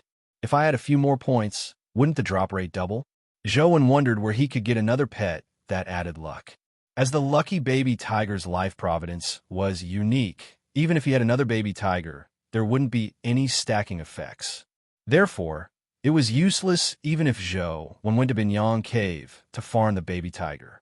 Wait, the lucky baby tiger's life providence can't be stacked, but can it be fused? By fusing 2 different companion beasts, it's possible for them to produce different life providences. Just like when I fused the silver-winged flying ant and the sky spider youngling, the king of low altitudes became the king of sky. If I fuse the baby tiger with a kitten or puppy, will it become a life providence like the lucky kitten? Will they be stacked? Zhou considered the feasibility of the matter. If he could really fuse it, he could completely fuse the life providence with luck onto another powerful companion beast. It would have a luck augmentation and powerful combat strength. Now, Zhou could only think about it. The blood-colored avatar couldn't die, so he couldn't respawn dungeons. These thoughts were all empty thoughts, so he couldn't grind the baby tiger. As he hadn't respawned dungeons, Zhou had almost killed all the monsters he could grind. He was about to reach a point where he had no monsters to grind. This was the first time Zhou had encountered such a situation since he obtained the mysterious phone. Although there were some dungeons he hadn't been to before, such as the mountaintop of Mount Laojun, Zhou didn't dare head there now, afraid that the blood-colored avatar would die inside. Thankfully, Zhou had many books he needed to read recently. He didn't have nothing to do and couldn't extricate himself from the sea of knowledge every day. Zhang Tianluan felt like crying.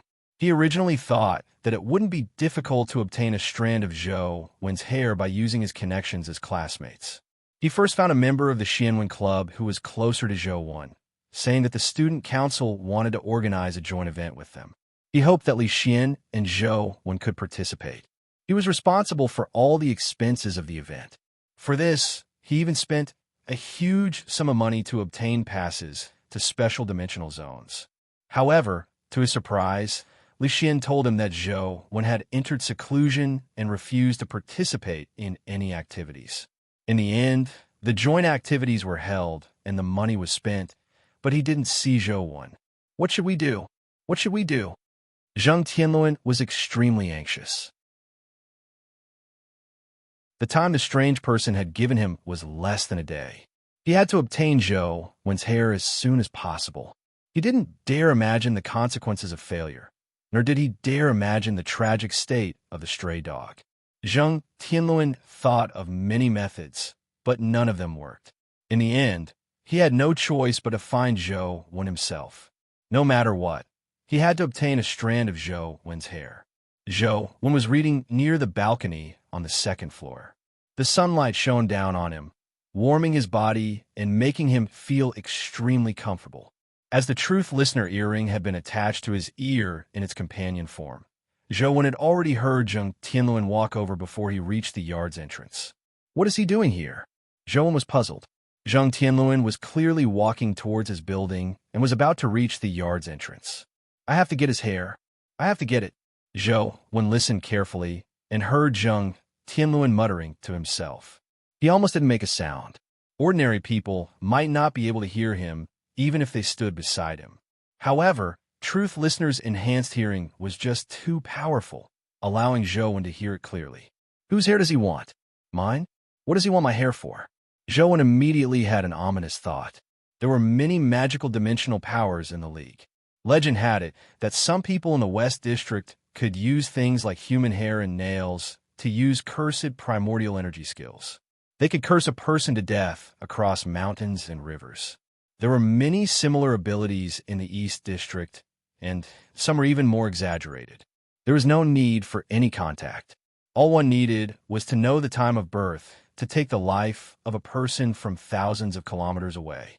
Zhouwen wasn't involved in such primordial energy skills of the moment, nor did he know much about them. If he were to fight them head-on, be it an epic human or a companion beast, Zhouwen would be able to put up a fight. However, he was afraid that he might fall for such an ability without even meeting them. Against such an ability, even if he had the power to destroy the world, he wouldn't be able to find a target. It would be completely useless.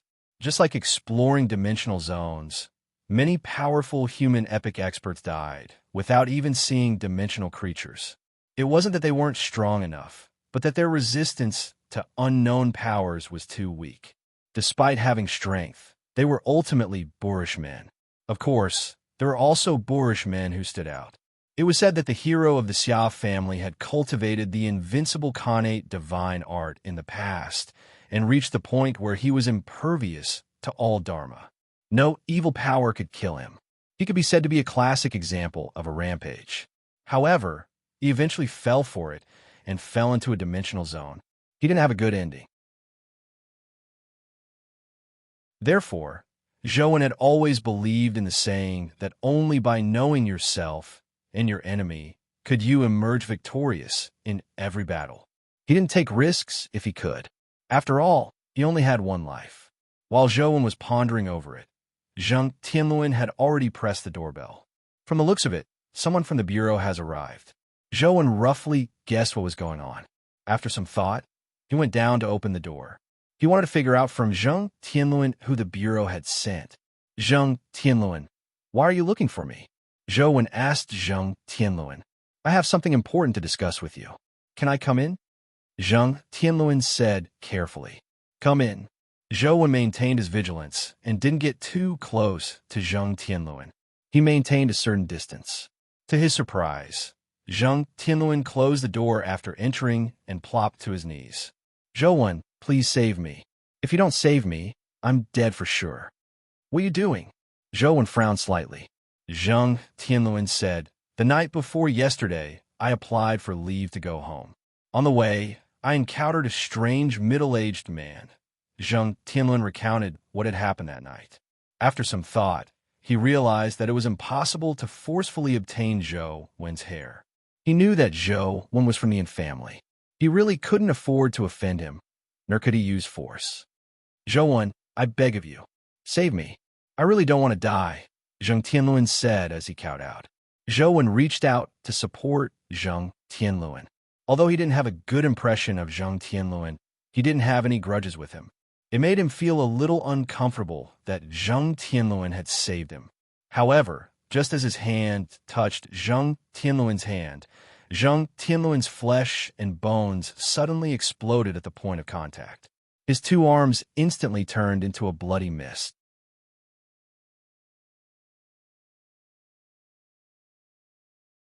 Chapter 403. The two of them never expected such an unforeseen turn of events.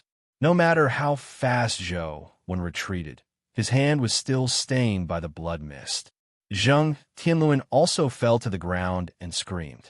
In a forest in the suburbs, Jack revealed a mocking smile. How could he, Jack, place his hopes on others? He made Zhang Tianluan firmly believe that he needed Zhouwen's hair. Only then could Zhang Tianluan deceive Zhouwen. This was because even Zhang Tianluan himself believed that it was real, so it was impossible for others to see through it. Old pal, it's been a long time since I've exercised. Come out and exercise, Jack said as a sanguine aura surged, condensing a blood-colored clown life soul. The blood-colored clown life soul came in front of Jack. Jack pulled out Zhang Tianluan's hair from the clown doll and sent it to the clown life soul. The clown life soul reached out and grabbed the hair. The hair immediately burned with blood-colored flames and quickly burned to ashes, turning into a sanguine beam that fused into the clown's body. With blood as the medium and soul as the guide, Blood Hex Clown, use your strength to make those ignorant people tremble and wail. Jack looked at the blood hex clown excitedly as he growled. A sanguine glow flickered in the blood hex clown's eyes as a demonic blood-colored flame rose from its body. In his dorm, Zhou looked at the blood on his hand. Just as he was about to shake it off, it was already too late. He felt his ear heat up before a force entered his body from his palm. In a blink of an eye, it filled his entire body.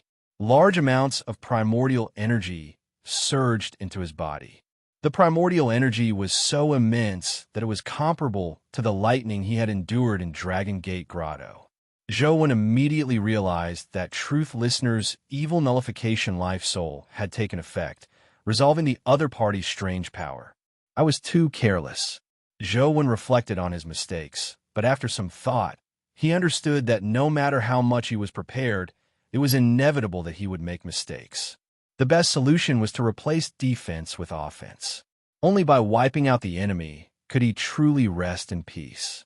But now, he didn't even know where his opponent was. Zhou felt a chill run down his spine as he looked at Zheng Tianluan, who was wailing on the ground with his arms split open.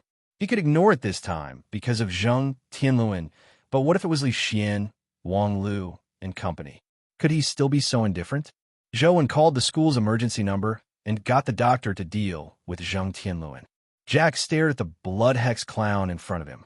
Seeing that the sanguine glow in the blood hex clown's eyes was getting stronger, the power of the blood hex was likely already controlling Zhou. He ordered, "Bring him here." Zhou felt an endless stream of primordial energy surge into his body. His body could no longer contain it as large amounts of primordial energy leaked out of his body. Suddenly, the Truth Listener earring on his ear seemed to be pulled by something as it automatically floated up and pointed in a direction. Zhou's heart stirred as he walked out. Just as he opened the door, he saw Jing and Wang Lu standing outside, about to knock. Clearly, Zheng Tianluan's screams had alarmed them, which was why they had come over to see what had happened. "Help me take care of him. Don't let him die. I need to go out for something." Zhou pointed at the screaming Zheng Tianluan before walking out. He didn't sympathize with Zheng Tianluan, but if Zheng Tianluan really died in his dorm, he probably wouldn't be able to explain himself. Without any evidence, the school could only believe that he had killed Zheng Tianluan. Ignoring Jing and Wang Lu's expressions, Zhou headed straight in the direction the earring pointed. After leaving the school, Zhou headed west in the direction the earring pointed. Soon, he left the city and entered the suburbs. A forest appeared in front of Zhou as the burning sensation from the Truth Listener earring intensified. It made Zhou know that he was close to his target. Slowing down, Zhou carefully entered the forest. He pushed the Truth Listener earring's hearing to its limits. Everything within 100 meters appeared in his mind as an image appeared in his mind. Not long after entering the forest, the Truth Listener earring's ability allowed him to see a man standing in the forest. In front of him floated a blood-colored clown-like life soul. Just as Zheng Tianluan had said, the man was wearing a shirt and suit. He also wore a rather unique hat. His face was a typical West District face. His pupils were blue, and his facial features were deep. His hair was a rare silver color. His skin was already fair to begin with, but it appeared somewhat pale. He looked completely devoid of blood, as though his face had been smeared with white powder. As Zhou sensed Jack also sensed something. He frowned and looked at Zhou. At the same time, a look of surprise flashed in his eyes. "Did the Bureau only send you?" Zhou gripped the bamboo blade tightly and walked towards Jack. At the same time, Truth Listener's power constantly scanned his surroundings to ensure that there were no ambushes. "You actually weren't controlled by the blood curse and were able to find this place. Interesting." Jack stared at Zhou as his eyes shimmered with a strange glint, as though he was looking at an interesting toy. "You won't find it interesting very soon." Zhou had already confirmed that there were no ambushes around him. He instantly unsheathed the bamboo blade and appeared in front of Jack as though he had teleported. With transcendent flying immortal, he slashed at Jack's body at an unparalleled speed. Jack clearly didn't expect Zhou to be so fast. Such strength was completely different from the information Shinyuchi had given him. The other party wasn't an ordinary legendary student. He's at the epic stage at such a young age. Jack's eyes narrowed slightly. Zhou Saber was just too fast, and he was clearly slightly weaker in terms of combat strength. Perhaps it was because he had been imprisoned for too long that his body hadn't fully recovered, so he couldn't dodge in time. He struck at the bamboo blade with a mist-like black gas, but the black gas was sliced apart by the bamboo blade. One of Jack's palms was sliced off. The bamboo blade's power didn't stop as it instantly slashed into Jack's body. With a ripping sound, Zhou realized that the bamboo blade had only sliced through Jack's coat. He was gone, and only the severed hand on the ground was still trembling slightly. Zhou scanned his surroundings as he pushed the Truth Listener earring to its limits. Everything around him was reflected in his mind, but he didn't find any traces of Jack. Just as Zhou was searching for Jack, he suddenly felt something amiss. An ant crawled over from beneath his feet. There were many ants in the forest, but this ant was somewhat odd. It actually crawled straight to Zhou's feet. Zhou's heart stirred as he rapidly retreated. The ant's tiny body exploded like a bomb, blasting apart the nearby land and trees, forming a huge crater with a diameter of more than 2 meters. I just want to play games in peace. I just want to play games in peace.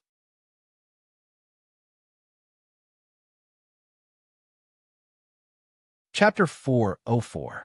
Zhou retreated, and his body touched a leaf. The leaf exploded like a grenade. Thankfully, Zhou was wearing the mutated stone chi armor. At the instant the leaf exploded, Zhou used ghost steps to rush out, minimizing the explosive force. Even so, a portion of the mutated stone chi's armor was blasted black. Zhou was somewhat astonished. This person's ability was too strange. He could actually turn natural objects like ants and leaves into his weapons, catching others off guard. The entire forest was filled with worms, leaves, and vegetation. Zhou didn't know which worm had a problem, nor did he know which leaf would become a bomb or which grass on the ground would become a landmine.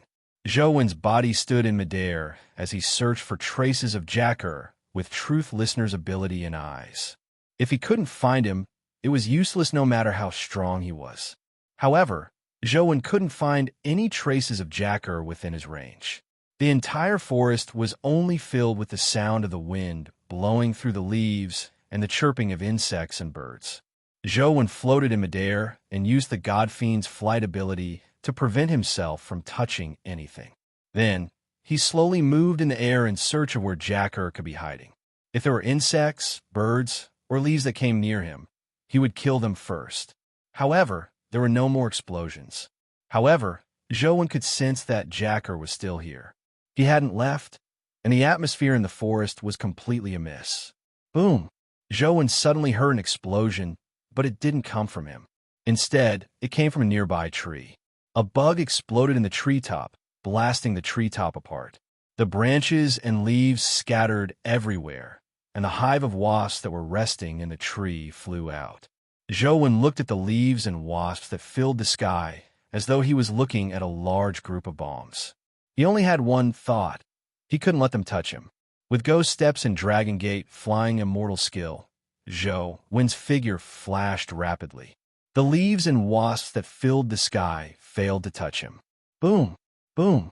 Another few trees were blown up, sending leaves, birds, and insects flying into the sky. Zhou constantly flew, his body twisting as he passed through the leaves like a ghost. He didn't touch the leaves, but the nearby leaves automatically exploded. It was as though the entire forest had become an explosive warehouse. Anything that approached Zhou could explode. Caught off guard, Zhou could only dash out of the forest and arrive in the sky above the forest. He looked down at the forest from above and observed everything in it. Truth Listener's power had already presented all the movements in the forest to his brain. Nothing could escape his ears. Zhou was certain that the person was still in the area, but he had used some unknown method to hide. As long as he searched carefully, he would definitely be able to find him. This was the most terrifying opponent of the same level that Zhou Wen had encountered ever since he began cultivating. Although he had fought others in the past, the strongest were only existences like the mutated Stone Qi and Mei. No matter how powerful they weren't as sinister and terrifying as this person. Although Yin Jun was also sinister and terrifying in the past, he wasn't good at combat. He was more like a crazy researcher. However, this person was like a killing machine. Although his combat ability wasn't very strong, his abilities and means made it so that he didn't need to kill people himself. Zhou Wen paced back and forth, scanning the nearby forest several times in the air, but he failed to find any traces of Jack. That bastard Shen Yuqi. Is this the ordinary student he mentioned? Jack cursed inwardly. Before he was locked up, he had seen many experts, but there were only a handful of them as terrifying as Zhou Wen. He really couldn't believe that Zhou Wen was only a student. Jack didn't dare move.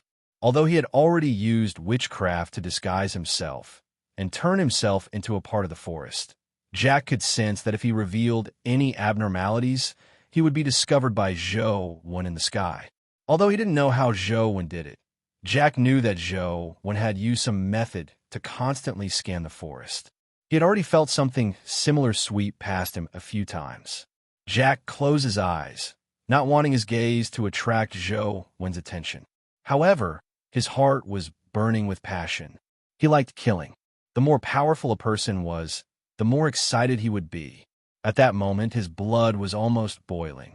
He wished he could immediately kill Zhou Wen to satisfy his inner desires. As for Shen Yuqi's order to bring Zhou Wen back alive, Jack had completely forgotten about it. He was like a venomous snake that was searching for an opportunity. Once his prey showed an opening, he would deliver the most lethal strike. I don't believe you can keep flying in the air. Jack patiently waited for an opportunity. With one in the air and the other in the forest, they were in a stalemate. Zhou Wen couldn't find Jack's hiding spot, so it wasn't convenient for him to attack the forest. That would only give Jack an opportunity. Time ticked by, but Jack realized that Zhou Wen kept floating in the air without any signs of landing. His desire to kill Zhou Wen intensified.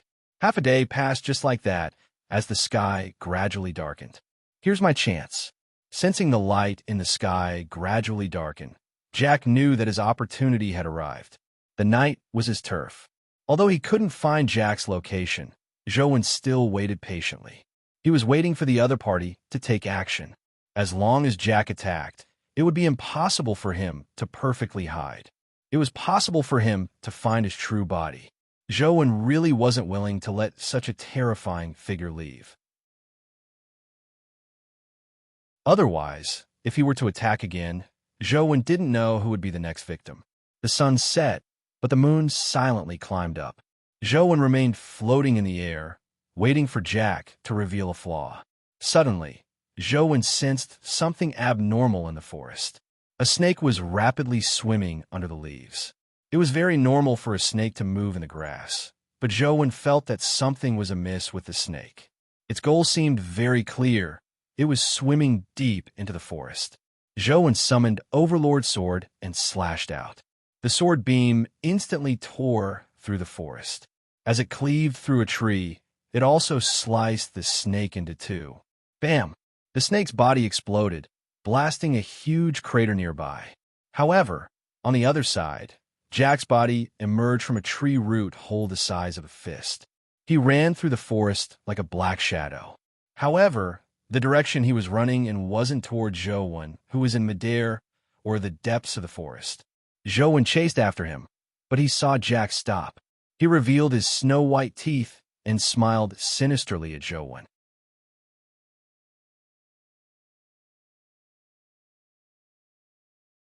Chapter 405. As he smiled sinisterly at Zhou Wen, Jack held a blood-colored dagger in his hand and threw it out. However, the dagger wasn't aimed at Zhou Wen, but at the ground. Zhou Wen immediately felt that something was amiss. When he looked at the spot where the blood-colored dagger flew, he immediately realized the problem. Shadow. That was where the moonlight shone on his body, projecting him on the ground. Jack wasn't attacking him, but the shadow he projected on the ground. It was too late to dodge. Without any time to think, Zhou Wen's first reaction was to summon the Defy Ancient Sovereign Life Soul. The moment the Defy Ancient Sovereign Life Soul was summoned, the blood-colored dagger nailed Zhou Wen's shadow. However, due to the appearance of the Defy Ancient Sovereign Life Soul that resembled a human-shaped sun, the intense light scattered Zhou Wen's shadow. Most of the shadows turned in another direction, and the shadow that was illuminated by the moonlight was almost invisible. He only felt his heart palpitate slightly, but he didn't feel any damage to his body. Zhou Wen slashed at Jack with the Overlord sword and bamboo blade as he appeared in front of Jack like a ghost.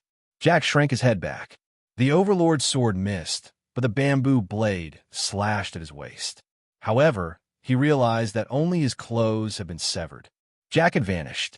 Bam! Bam! Bam! Jack's clothes exploded in front of Zhou Wen, forcing him to retreat quickly. He retreated into the air again and switched back to the God-fiend life Providence. The scene entered a stalemate once again. Both of them knew that they had encountered a terrifying opponent. They were waiting for the other party to make the first move, waiting for the moment the other party revealed a flaw. Zhou Wen wasn't in a hurry. He didn't believe that the other party could keep hiding without eating or drinking. He flew in the air and casually grabbed out a pancake and a can of Coke from the Chaos Bead. He even took out an onion and used the pancake to wrap the onion with the Coke. As he ate, he monitored the situation in the forest. That punk is quite a figure. He's actually so tasteless. What the hell is he eating? Jack couldn't stand Zhou Wen's way of eating, but he couldn't help but feel hungry. The fragrance of red wine and roasted meat surfaced in his mind. Swallowing his saliva, Jack forced himself not to think about it. He continued wasting time with Zhou Wen while secretly searching for an opportunity. It was impossible to control Zhou Wen through the moon shadow witchcraft, so Jacker could only think of other ways. Jack endured bitterly below, but Zhou Wen was feasting in the sky. In the beginning, he only filled his stomach, but later he even took out vacuum-packed duck heads and beer. He sat in the air and began feasting. This brat's taste is really terrible. Is that something a human should eat? Jack wished he could throw Zhou Wen's food into the trash can, but he resisted the urge. Jack glanced at where Zhou Wen's shadow was, but he didn't dare head over. Although it looked like Zhou Wen was eating and drinking on the surface, he believed that Zhou Wen's sword beam would slash at him immediately if he made any abnormal movements. He had already seen Zhou Wen's sword beam. Although it was slightly inferior to the true sword experts he knew, his sword beam seemed to have some special attribute attached to it. It was indeed extraordinary for it to be able to sever his hand. After Zhou Wen had his fill, he said to the forest, "You won't be able to escape no matter what. Why don't you come out and have a chat? If you can provide enough information that moves me, I might spare your life." Jack continued lurking and ignored Zhou Wen, as though he hadn't heard him. "With your outstanding abilities, I believe you have some status in the Bureau. Why risk your life?" Zhou Wen continued probing.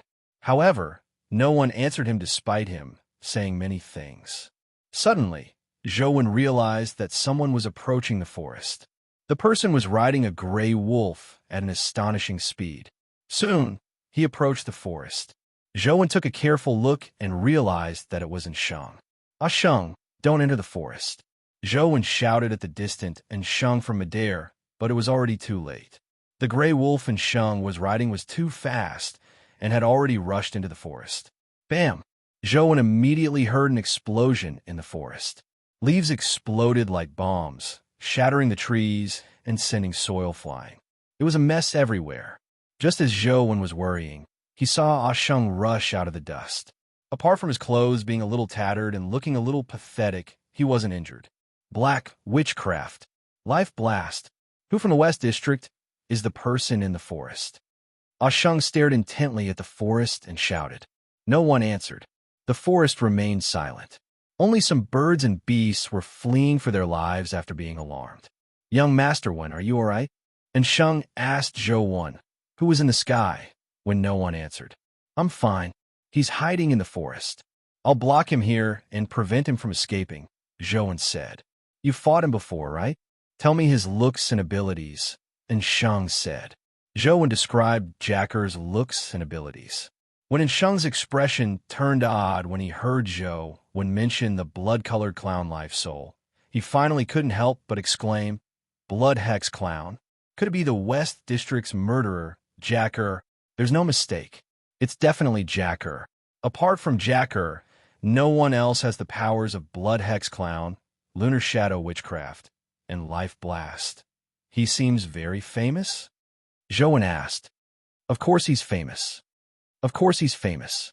Decades ago, Jacker's name shocked the entire Federation. He has committed more sins than Jing Daoxian. Jing Daoxian kills people based on his mood, but Jacker kills because he likes to kill. There was once a city where people were killed by his curse. Back then, the Federation sacrificed many top epic experts in order to capture Jacker before they managed to capture him. He should have been locked up. Could it be? And Sheng immediately realized that the Bureau had actually released the murderer, Jacker, in order to capture Zhou. However, on second thought, and Sheng felt that something was amiss. He felt that it couldn't be Jacker. If it was Jacker, why would he be trapped here by Zhou? The Bureau is really unscrupulous. In order to capture me, they even dared to release a devil like Jack? Zhou frowned slightly. If not for his special abilities and the help of a mythical companion beast, he would have long died at Jacker's hands. In fact, Zhou should be glad that he had encountered Jacker, who had been imprisoned for decades. Most of his companion beasts had died in battle before he was imprisoned. In his battle with Zhou, he had mainly relied on the perfect Blood Hex Clown life soul and primordial energy skill. If his companion beasts were still around, he would only be more terrifying.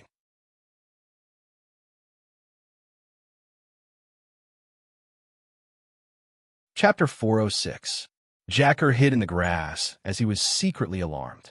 He had been trapped in prison for more than 20 years. Why were the young people these days so powerful? In the past, Jacker could kill young people in their 20s as he pleased. He didn't need to waste too much effort. However, the two young men he met today had forced him to hide in the dark. And Sheng, who came later, looked a little older, but he was definitely not in his 30s. He looked to be in his mid-20s, yet he was able to escape safely from the life blast he had set up. This made Jack suspect that the Federation had grown explosively in the past few decades. However, according to what he had seen along the way, although humans had grown, they shouldn't have reached such a level of strength. Jacker was Jacker after all. He didn't have the thought of escaping because of Zhou and Ensheng's strength. Instead, the killing intent in his heart burned even more. If my previous companion beasts were still around, it would be much easier to kill them. Unfortunately, I can only think of other solutions now. Jacker's mind raced as he thought about how to kill Zhou and Ensheng. He had no intention of escaping.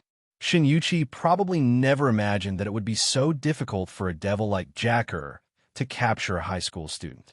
One had to know that back then, Jacker had been pursued by the Bureau with all their might. In the midst of the inescapable pursuit, Jacker had killed more than 20 epic inspectors. Jack was even bolder.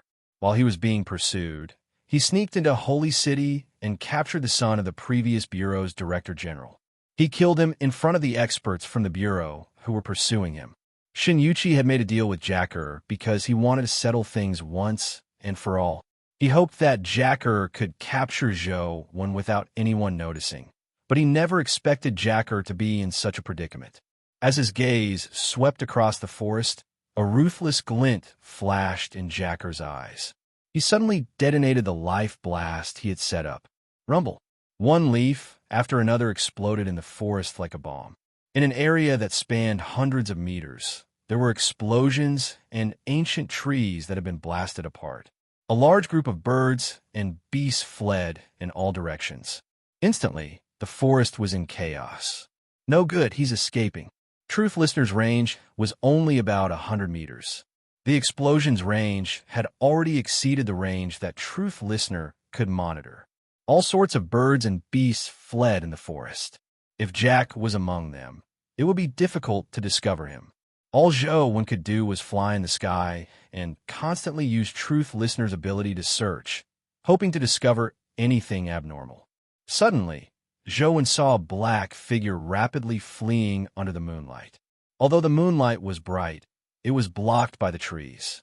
There were shadows everywhere, and the black figure moved rapidly in the shadows. Zhou truth listener couldn't hear it. His eyes had inadvertently swept to the spot where the moonlight shone and happened to see it. Zhou immediately recalled that the other party had previously wanted to pin his shadow. Clearly, he was proficient in shadow arts. Now that he had used shadow escape to escape, it would probably be difficult to find him if he succeeded. Even Zhou wasn't confident that he would have a chance to find his true body the next time. Stealing his heart, Zhou switched to the ancient sovereign life soul and fused with it. His body emitted a glow as he charged into the forest like a god of light, chasing after the shadow. "Don't chase him," and Sheng warned Zhou loudly. But when he saw Zhou rush in without stopping, he had no choice but to follow. The ancient sovereign life soul gave Zhou powerful vital essence. His entire body emitted light and heat, illuminating the dark forest. Leaves and branches fell at Zhou as he held the Overlord sword in one hand and the bamboo blade in the other. He slashed out sword beams and saber beams, cleaving apart all the leaves that approached him. However, when his feet stepped on the grass on the ground, the grass suddenly exploded. Thankfully, Zhou was wearing the mutated stone chi armor. He withstood the explosion and leaped up. With a tap of his foot on the tree trunk, he continued chasing after the black figure.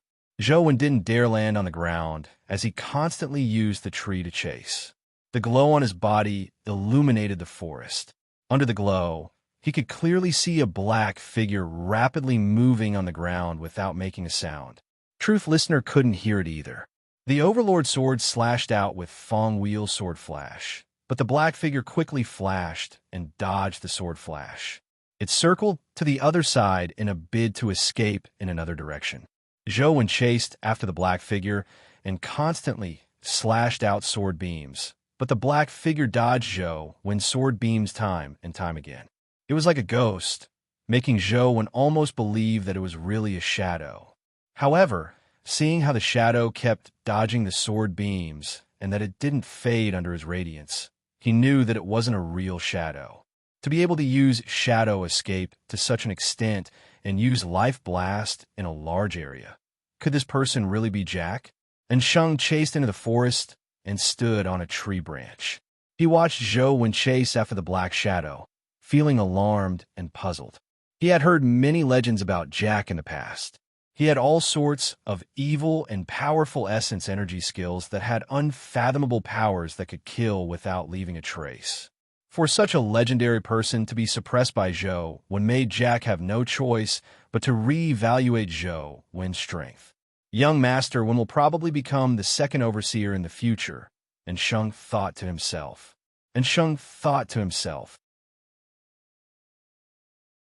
He had watched Zhou grow up, but even he was surprised by the speed at which he grew.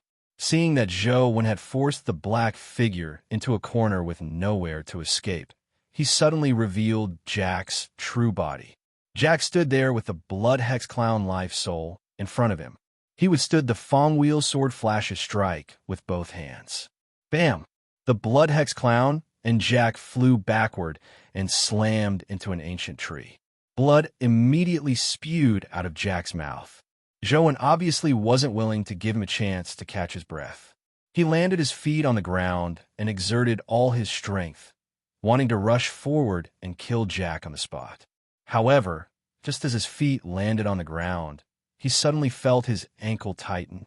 A terrifying force pulled at him, nearly causing him to fall to the ground. Zhou looked down and realized that it was Jack's severed hand that was grabbing his ankle.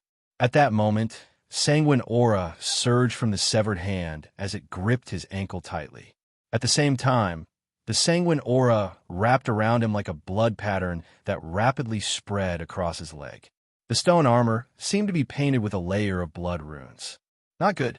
And Sheng wanted to rush over when he saw this. But when he saw Zhou's expression and gaze, he stopped in his tracks and didn't immediately rush over. And Sheng had seen similar gazes and expressions many times. It was the gaze and expression of a particular overseer who had meticulously set up a trap for a long time and was finally about to reel in the net. Jack suppressed the excitement in his heart and stood up straight. He licked the blood on his lips and looked at Zhou with a burning gaze.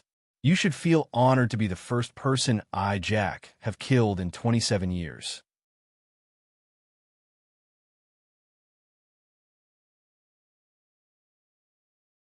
Chapter 407. As Jacker spoke, the entire body of the Blood Hex Clown beside him emitted a blood-colored light. The Blood Hex Clown hovered in the air, its hands together as if praying to Buddha, and it seemed to be chanting something. With the low chanting, the sanguine light on the Blood Hex Clown's body intensified. It transformed into blood-colored incantations that swirled around its body. As for the palm on Zhou's ankle, it exploded along with the blood curse on the Blood Hex Clown's body. Strange blood-colored incantations crawled all over Zhou's stone armor as though they were wrapping him in a net formed from blood-colored incantations. In that case, you should feel more honored than me, Zhou said to Jack without showing any signs of panic despite being trapped by the blood incantation. Jack felt uneasy as he stared at Zhou and asked, "Why?" "Because you will be killed by me. You have lived for so many years. This should be the first time you're being killed by someone, right?" Zhou said. "Is that so? Then I'm really looking forward to it." Jack felt that something was amiss, but the arrow was already knocked. He had no choice but to release it. However, the uneasiness made him take action ahead of time. He didn't wait for the Blood Hex Clown to finish its incantation. The Blood Hex Clown's body flickered with a red light, as though it was an alarm. In the next second, the Blood Hex Clown's body exploded. With the self-destruction of the Blood Hex Clown life soul, the blood-colored incantation on Zhou's body and the severed hand also exploded. It was an internecine curse. Bam! A blood-colored explosion rose from Zhou's body as everything in a radius of more than 10 meters was destroyed by the explosion. Impossible. Jack stared at the empty space after the explosion, but he saw that Zhou's body was still flowing with holy light. He stood there like a god of light without any injuries. Jack couldn't believe his eyes. It was an evil self-destruction skill that the Blood Hex Clown had comprehended after advancing to the perfect stage. The power of its self-destruction was enough to injure a mythical creature. However, it took a long time for the Blood Hex Clown life soul to recover from its self-destruction. Jack rarely used it before he was locked up. Today, he had been forced into a corner. He had used a power that dealt a heavy blow to the enemy, but he never expected that he couldn't even injure a single strand of Zhou's hair. How could he not be alarmed? However, Jacker was a man of steel after all. When he realized that something was wrong, he turned into a black shadow and tried to escape without any hesitation. "You played enough. Now it's my turn, right?" Zhou held the Overlord's sword as the sunlight glow gradually vanished, replacing it with a mysterious aura. Unlike the vital radiance from before, Zhou didn't have any essence energy seeping out of his body. It was as though he had fused with the void. Dual life souls. And Sheng was pleasantly surprised. Double life souls were just too rare. This was because primordial energy arts easily conflicted. Typical people would only cultivate one. Otherwise, it was very likely that the conflict between the primordial energy arts would cause damage to their bodies. It was especially so when advancing. It was especially so for primordial energy arts that clashed with each other. If their life providences clashed, they would die, much less their life souls. If there was a conflict, it would probably be worse than death. And Sheng knew a person who cultivated dual primordial energy arts and condensed two life souls. That person's talent was peerless, and with immense perseverance, he condensed two life souls. He originally thought that he would be fine, but after that, he controlled his body during the day. However, once he fell asleep, his life soul would occupy his body and do many crazy things that he didn't even know about. Finally, he went crazy and was sent to a mental hospital. For Zhou to be able to cultivate dual life souls proved that his talent was indeed as excellent as the former principal had said. However, Ensheng was worried that the dual life souls would harm Zhou. Furthermore, with Zhou advancing to the mythical stage with dual life souls, it was even more difficult. There was already no way out, but now he had set up an obstacle for himself. This worried Ensheng, but he was truly delighted amidst the shock. Zhou switched his life providence to Godfiend, and the Lost Country ring appeared on his finger. Zhou floated in the air and watched Jack, who had transformed into a black shadow that fled. He had no intention of chasing after him. All he did was touch the Lost Country ring on his finger. The eyes of the ring, with a grimace, flashed with a strange light, as though a demon god had opened its eyes. Furthermore, the light gradually spread out, causing the originally unadorned ring to have a circle of mysterious incantation engravings. Bam! Bam! Bam! Jack fled frantically, but when his body rushed past the sword marks that Zhou had slashed out, sword beams erupted from the sword marks. Jack had charged too quickly and fled too anxiously. He had consecutively triggered countless sword marks as sword beams stabbed into his body and exploded. Immediately, Jack was blasted out of his shadow state. Jack was covered in blood. He was covered in wounds from the sword beams as he fell to the ground and kept coughing out blood. I also know hex spells. Jack stared at Zhou and forcefully swallowed a mouthful of blood as he asked in a hoarse voice. No, but I have to thank you for giving me inspiration. If not for you, I wouldn't have thought of using my life soul like this. Zhou wasn't lying. It was Jack's combat style that had inspired Zhou. It allowed him to combine his recent knowledge of space and dimensions and finally find a way to use Lost Country. It was no longer as simple and crude as it used to be for teleportation. Lost Country's ability to change spatial trajectories wasn't as simple as teleportation. Jack looked at Zhou with a complicated expression. He claimed to be a genius, but when he was Zhou's age, he had only just advanced to the legendary stage. He was far from being comparable to the present Zhou. Without any hesitation, Zhou slashed out the demonic astral wheel with Overlord's sword, wanting to kill the heavily injured Jack. He didn't want to give him any chance. Jack was already powerless to dodge, but he didn't look horrified at all. Instead, his eyes were filled with passion. This is great. This world is really great.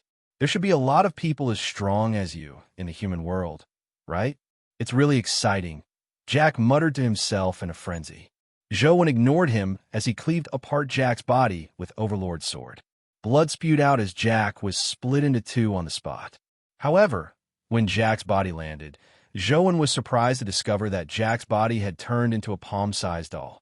The doll was still speaking despite being split into two. Zhou, you really excite me. To me, you are a top-notch ingredient. I will definitely kill you and turn your flesh and blood into top-notch delicacies. Before that, please protect your body. Don't let anything taint this peerless ingredient.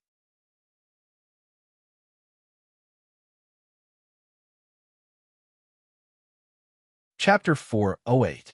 In a cave, the pale Jack spat out a mouthful of blood. His face was abnormally red. He had used the doll avatar curse to fight Zhou.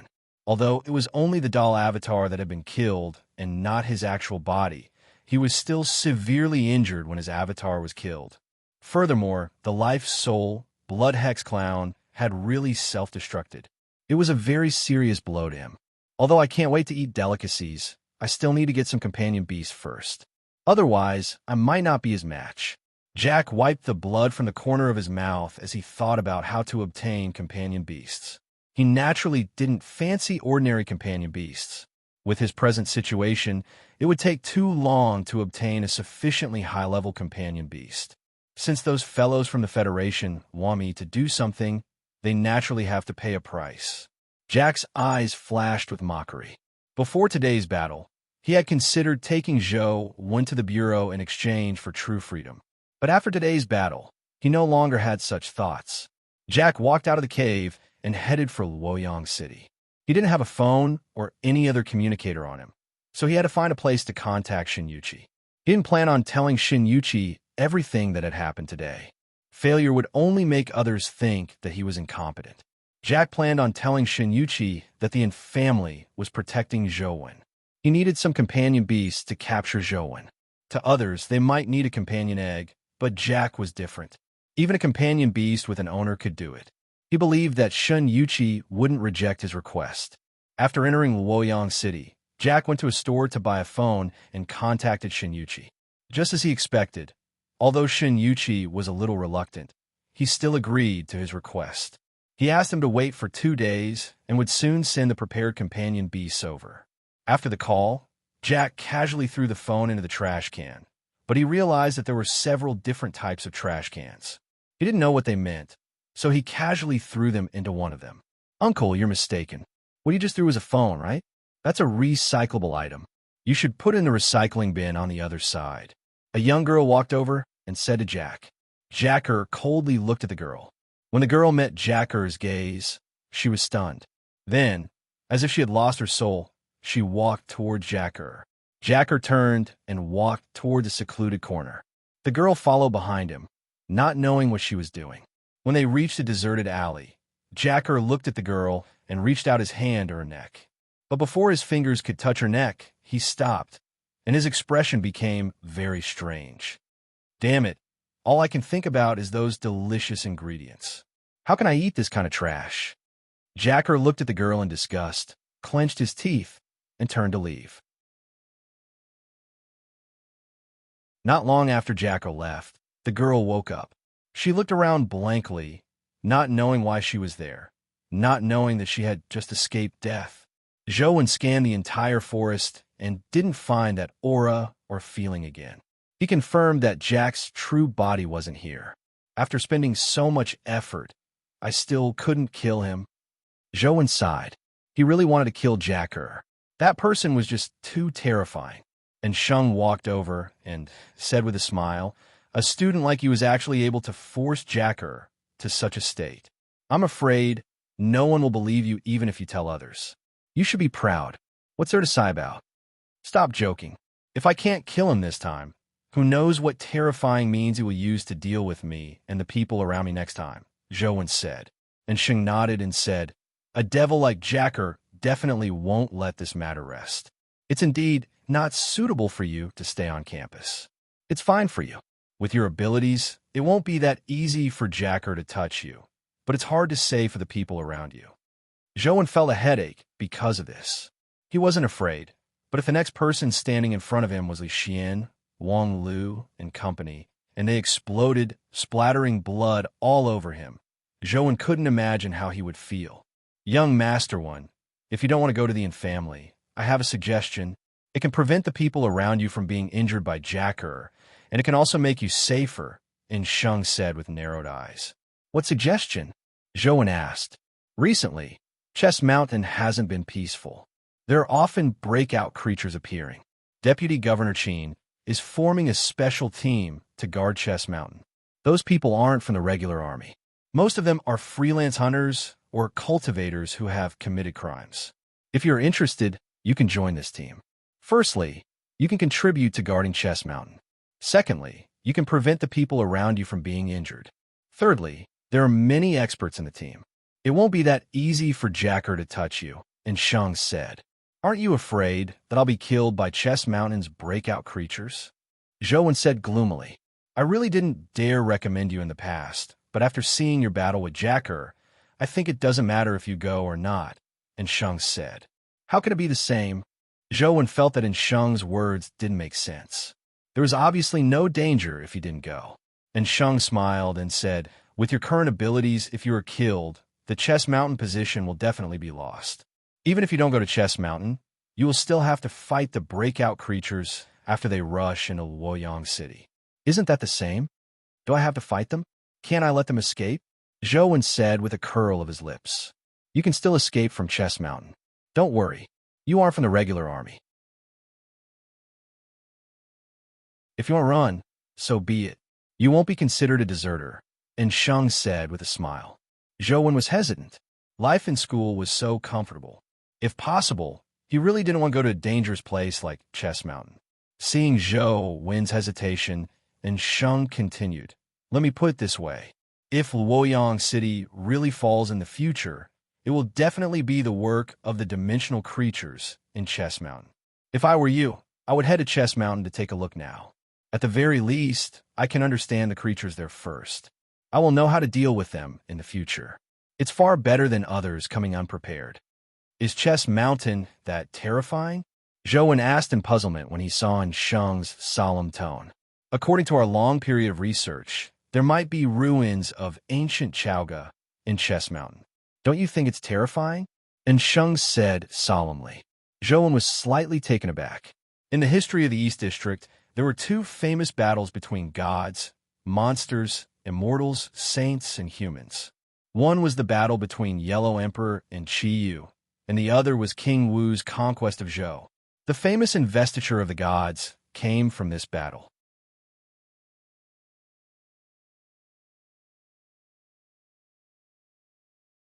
Chapter 409.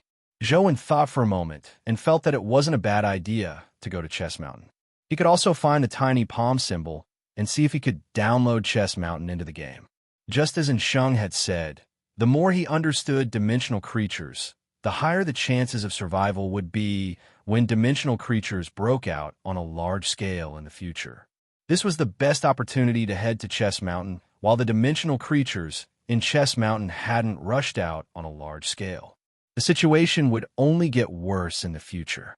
It wouldn't be that easy to head there again. Just treat it as a vacation and take a look around.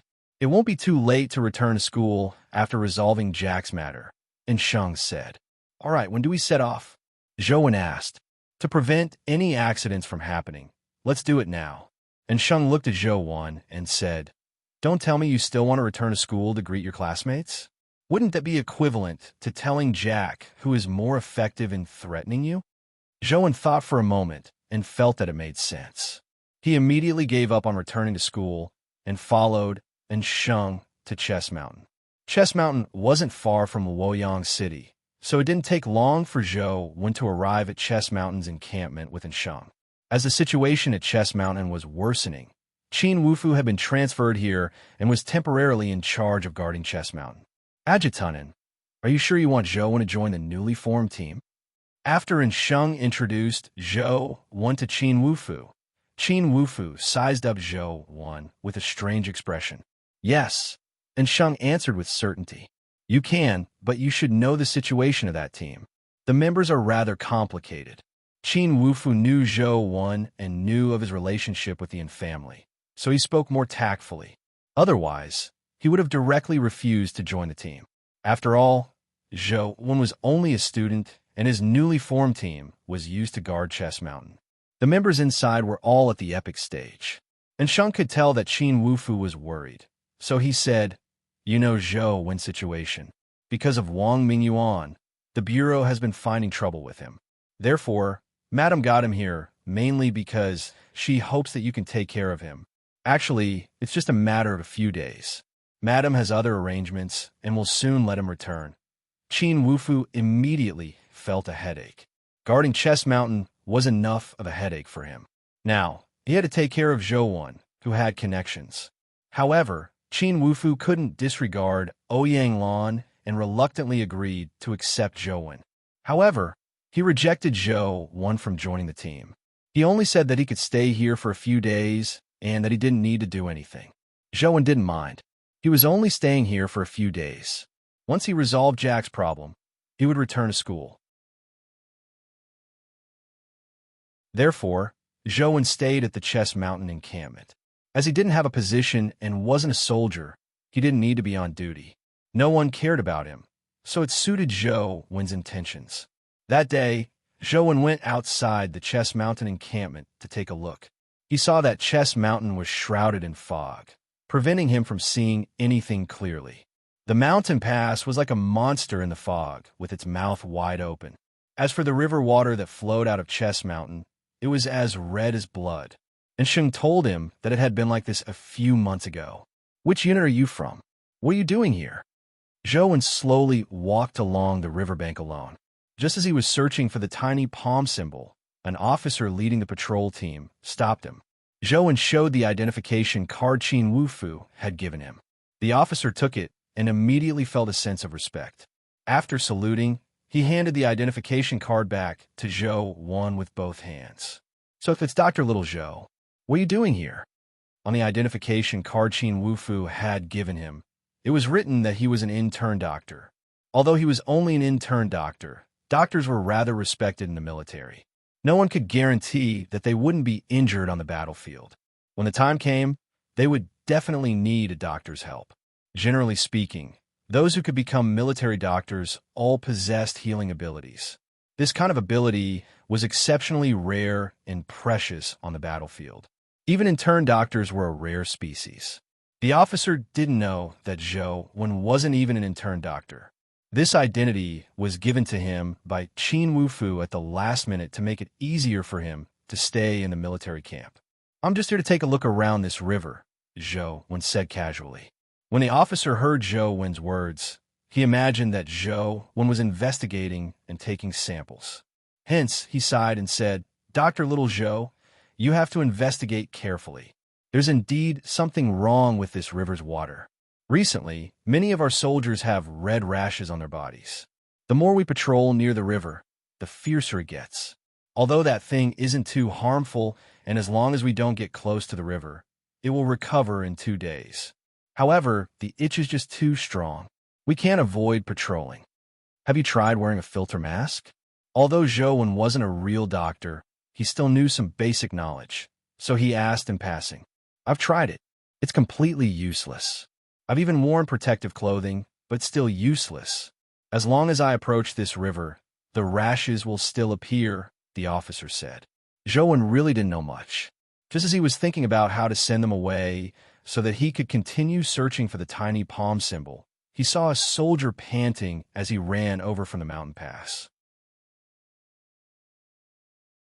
When the officer saw the soldier, he immediately went forward and asked, "Why aren't you guarding the sentry post? Why did you come back?" "Lu Gui." He suddenly fainted. "I can't wake him up no matter what. There are so many red rashes on his body," the soldier said as he panted. "What? Quickly find a doctor. Coincidentally, Dr. Little Zhou is here. Quickly follow us to take a look." The officer recalled that Zhou Wan was an intern doctor and pulled him towards the mountain pass. Zhou Wan's face turned livid. He was an imposter. How could he know any medical skills? It would be a miracle if he could tell anything. However, he hadn't denied it previously, so it wasn't appropriate for him to say anything now. He thought that he wouldn't say anything when he reached the place and just get them to send him to the medical team. The sentry post was the closest reconnaissance point to Chess Mountain. Usually, there would be 2 soldiers standing guard to monitor the nearby situation. When Zhou Wan arrived at the sentry post, he realized that it was indeed very close to Chess Mountain's mountain pass. He could vaguely see the cliff at the mountain pass. There was a soldier lying in the sentry post. When Zhou Wan saw his face, he was given a fright. There were many red rashes on his face, and some of them had already begun to fester. They looked like spots of blood on his face. "What's going on? Why is his rashes so serious?" the officer asked another soldier. The soldier didn't dare to hide anything and told him the truth. "Originally, we were supposed to change shifts every 3 days, so we could only guard here for 3 days at most. However, Lu Gui had something to do and switched shifts with his comrades. Including today, he has been guarding here for 7 days straight."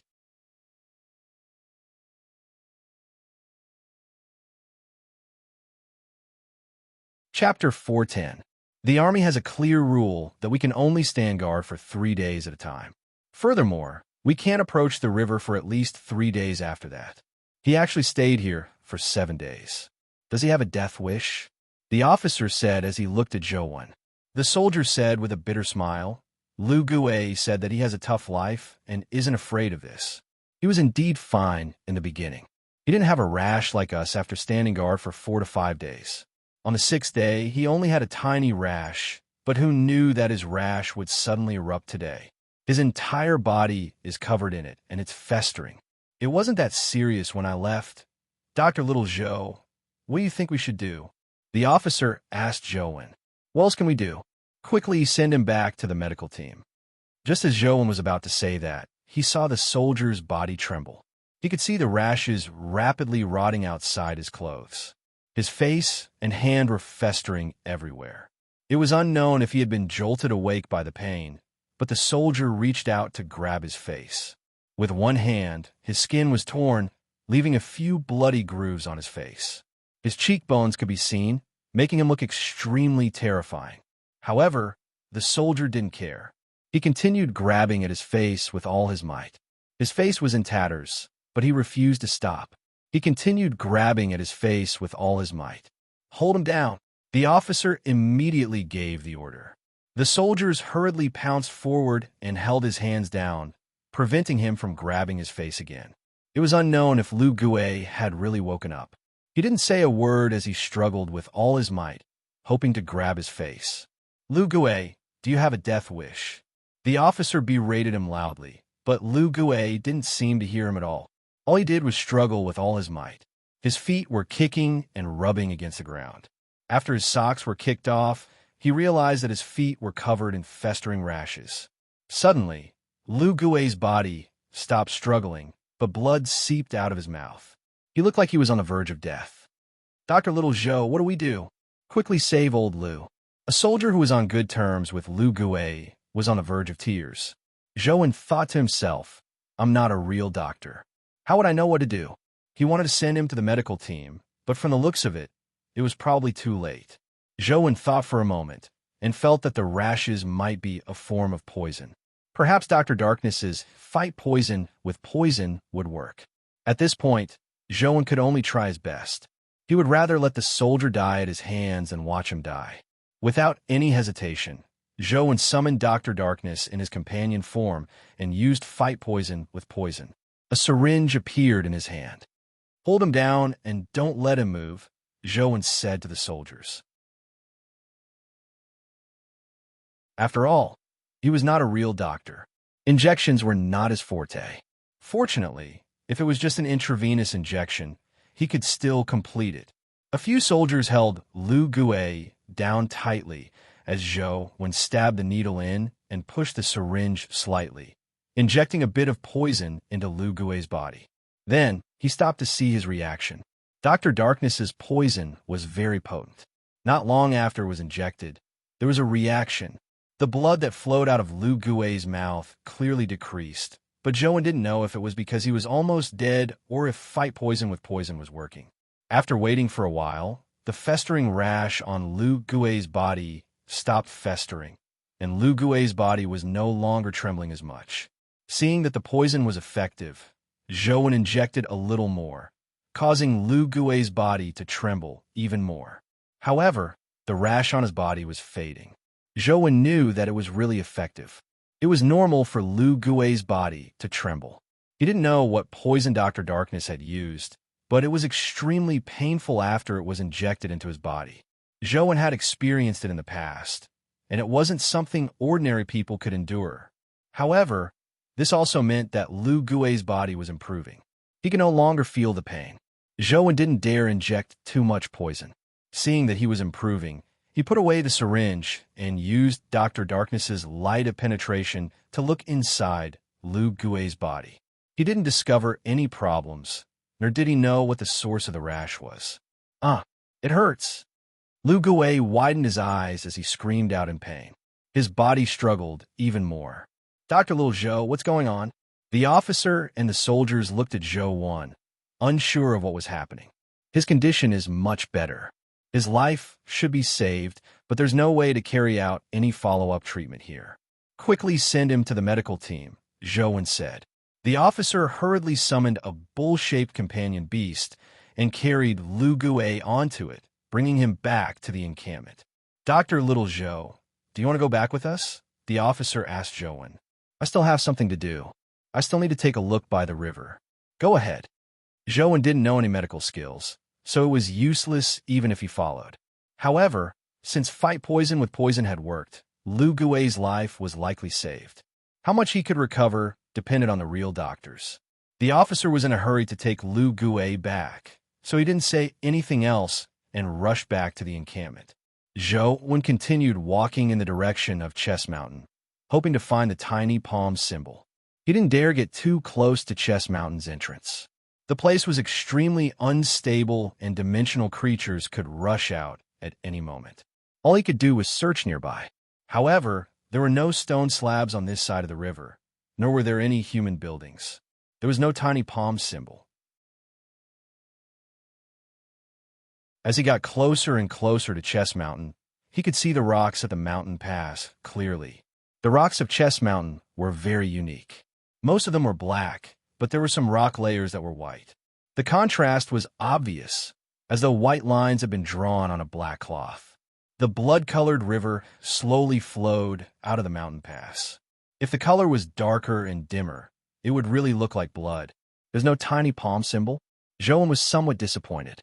He looked in the direction of Chess Mountain and didn't dare proceed any further. There was already a warning sign in front of him, indicating that it would be very dangerous to proceed any further. Joan held the mysterious phone and used the camera function to scan his surroundings. The phone didn't vibrate. He didn't know if there was really no tiny palm symbol, or if he wasn't close enough for the mysterious phone to not sense it. Let's walk a little further. If there's nothing on the mountain pass, I'll go back. Joan hesitated for a moment before deciding to walk forward to see if there was anything on the mountain pass. With his current strength, as long as he didn't encounter a mythical creature, he shouldn't be in too much danger. However, Joan was still careful, not daring to be careless. Strength wasn't absolute, and he wasn't omnipotent. If he encountered a dimensional creature he couldn't restrain, even if it was at the same level or lower than him, it could still claim his life.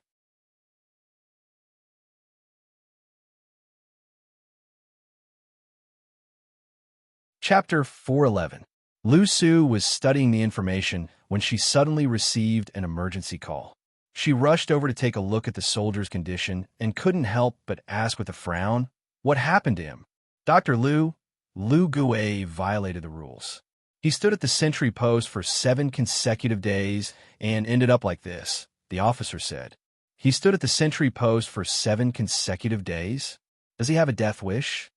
Lu Su was slightly taken aback when she heard that. She went forward to carefully examine Lu Gui's injuries and asked in disbelief, "This should be a scratch, right?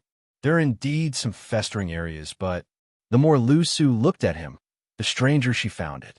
The injuries on Lu Gui's body looked like signs of a rash flaring up, but it was obvious that the rash was no longer festering. There were already signs of improvement. If it was really a rash flare-up, it shouldn't be like this. Just now, we happened to meet Dr. Little Zhou. Dr. Little Zhou injected some medicine into Lu Gui at the sentry post. It improved Lu Gui's condition. He's much better now. The officer recounted what had happened. Dr. Little Zhou? Which Dr. Little Zhou? Lu Su found it unbelievable. She had studied it for so long, but she had failed to find a way to cure the rash. Once it flared up, death was certain. According to the situation, Lu Gui was already considered lucky to have stayed there for 7 consecutive days without dying. Back then, there was no doubt that the rash had flared up and that he would soon turn into a pool of blood. According to their description, Lu Gui was almost a dead man. Even if Lu Su had been present, it would have been impossible for her to save him. However, the Dr. Little Zhou they mentioned had only given Lu Gui 1 injection, and he had clearly improved. Now, there were almost no signs of the rash flaring up. This left Lu Su in disbelief. It's Dr. Zhou. His identification card says that he's an intern, the officer answered. Lu Su thought about the medical team in her mind, but there wasn't such an intern in the medical team. There were indeed a few new interns this year, but none of them had the surname Zhou. Come in for a checkup first. Lu Su let Lu Gui in. Now Lu Gui could walk on his own, but the scratch on his face was more serious. Lu Su examined Lu Gui and treated his wounds. However, Lu Su's heart was filled with astonishment. Lu Gui's entire body was covered in festering red rashes, which meant that the attack had been severe. Lu Gui and the others probably weren't lying, but the rashes no longer showed signs of rotting. Instead, they were slowly getting better. After Lu Su's examination, Lu Gui's rash was almost gone. Even without treatment, it would be fine in a few days. However, the festering wounds needed to be treated, otherwise there would be scars all over his body. On the other hand, Lu Gui's self-inflicted wound was more serious and would probably require a lot of time to heal. Are you sure the intern you encountered is called Zhou 1? Lu Su asked again. The officer answered with certainty, it's Dr. Zhou 1. I saw it very carefully. That's strange. Lu Su really wanted to meet Zhou 1 and ask him what he had injected Lu Gui with, but she couldn't recall having such a person on the treatment team. After returning to her office, Lu Su pulled out the medical team's personnel file to take a look. There was indeed no intern doctor named Zhou 1, not even one with the surname Zhou. How strange. Could it be that they were really lucky to encounter an immortal? Lu Su was secretly puzzled. Zhou 1 was less than 200 meters away from Chess Mountain's entrance. With his eyesight, he could clearly see if there were any patterns engraved on the mountain wall, so he didn't proceed any further. Zhou 1 constantly sized up the mountain wall. After looking for a while, he didn't find a tiny palm symbol. Instead, he saw a strange flower. The flower grew on Chess Mountain's mountain wall. It was about 10 centimeters tall. The leaves were black, but the flower was white. The black and white were distinct, just like the color of the stones on Chess Mountain. The flower grew alone on the stone wall. There were no plants for hundreds of meters. Zhou 1 remembered that he had been taught in school that there was no lack of terrifying plant-type creatures in dimensional zones. Perhaps the flower in front of him was a terrifying plant-type dimensional creature. Therefore, when Zhou 1 saw the flower, he immediately tensed up. It wasn't because he was excited, but because he was wary. Plant-type abilities were often special. Many animal-type dimensional creatures relied on brute force to win, so Zhou 1 wasn't that afraid. However, most plant-type dimensional creatures didn't rely on brute force to win. In the knowledge he had learned in school, many flower-type dimensional creatures killed with the fragrance of flowers. There were also some fungal dimensional creatures that could emit tiny spores that were almost invisible to the naked eye. They could enter a human's body through the respiratory tract, mouth, nose, or even pores. They would parasitize humans and treat them as nutrients, sucking them to death. Zhou 1 wore the truth listener earring and listened to the flow of air. He didn't discover any tiny particles flowing over from the flower. Only then did he feel a little relieved. Although he didn't know if the flower was a plant-type dimensional creature, Zhou 1 decided to stay away from it. There was nothing wrong with being careful. He didn't want to die here for no reason. He turned around and walked in another direction, hoping to stay away from the flower. However, just as he took a few steps, he heard a voice coming from the flower. "Can you hear me?" It was a woman's voice. Although the sun hadn't set yet, and the sky wasn't too dark, Zhou 1 was still alarmed. Turning his head to look at the source of the voice, he saw that there was no one there, nor were there any dimensional creatures. There was still only a flower growing on the mountain wall. "Can you hear me?" A voice sounded from the flower again. What was even stranger was that the flower had turned around and aimed at Zhou 1. Zhou 1 remained silent as he stared at the flower and slowly retreated. Zhou 1 didn't want to know why the strange flower could speak. He only hoped that the flower wouldn't cause any trouble. He wasn't sure if he could deal with it. "Why are you leaving?" "I just want to chat with you. I'm not doing anything else." The woman's voice sounded from the flower again. "As if I believe you." Such lines often appear in movies.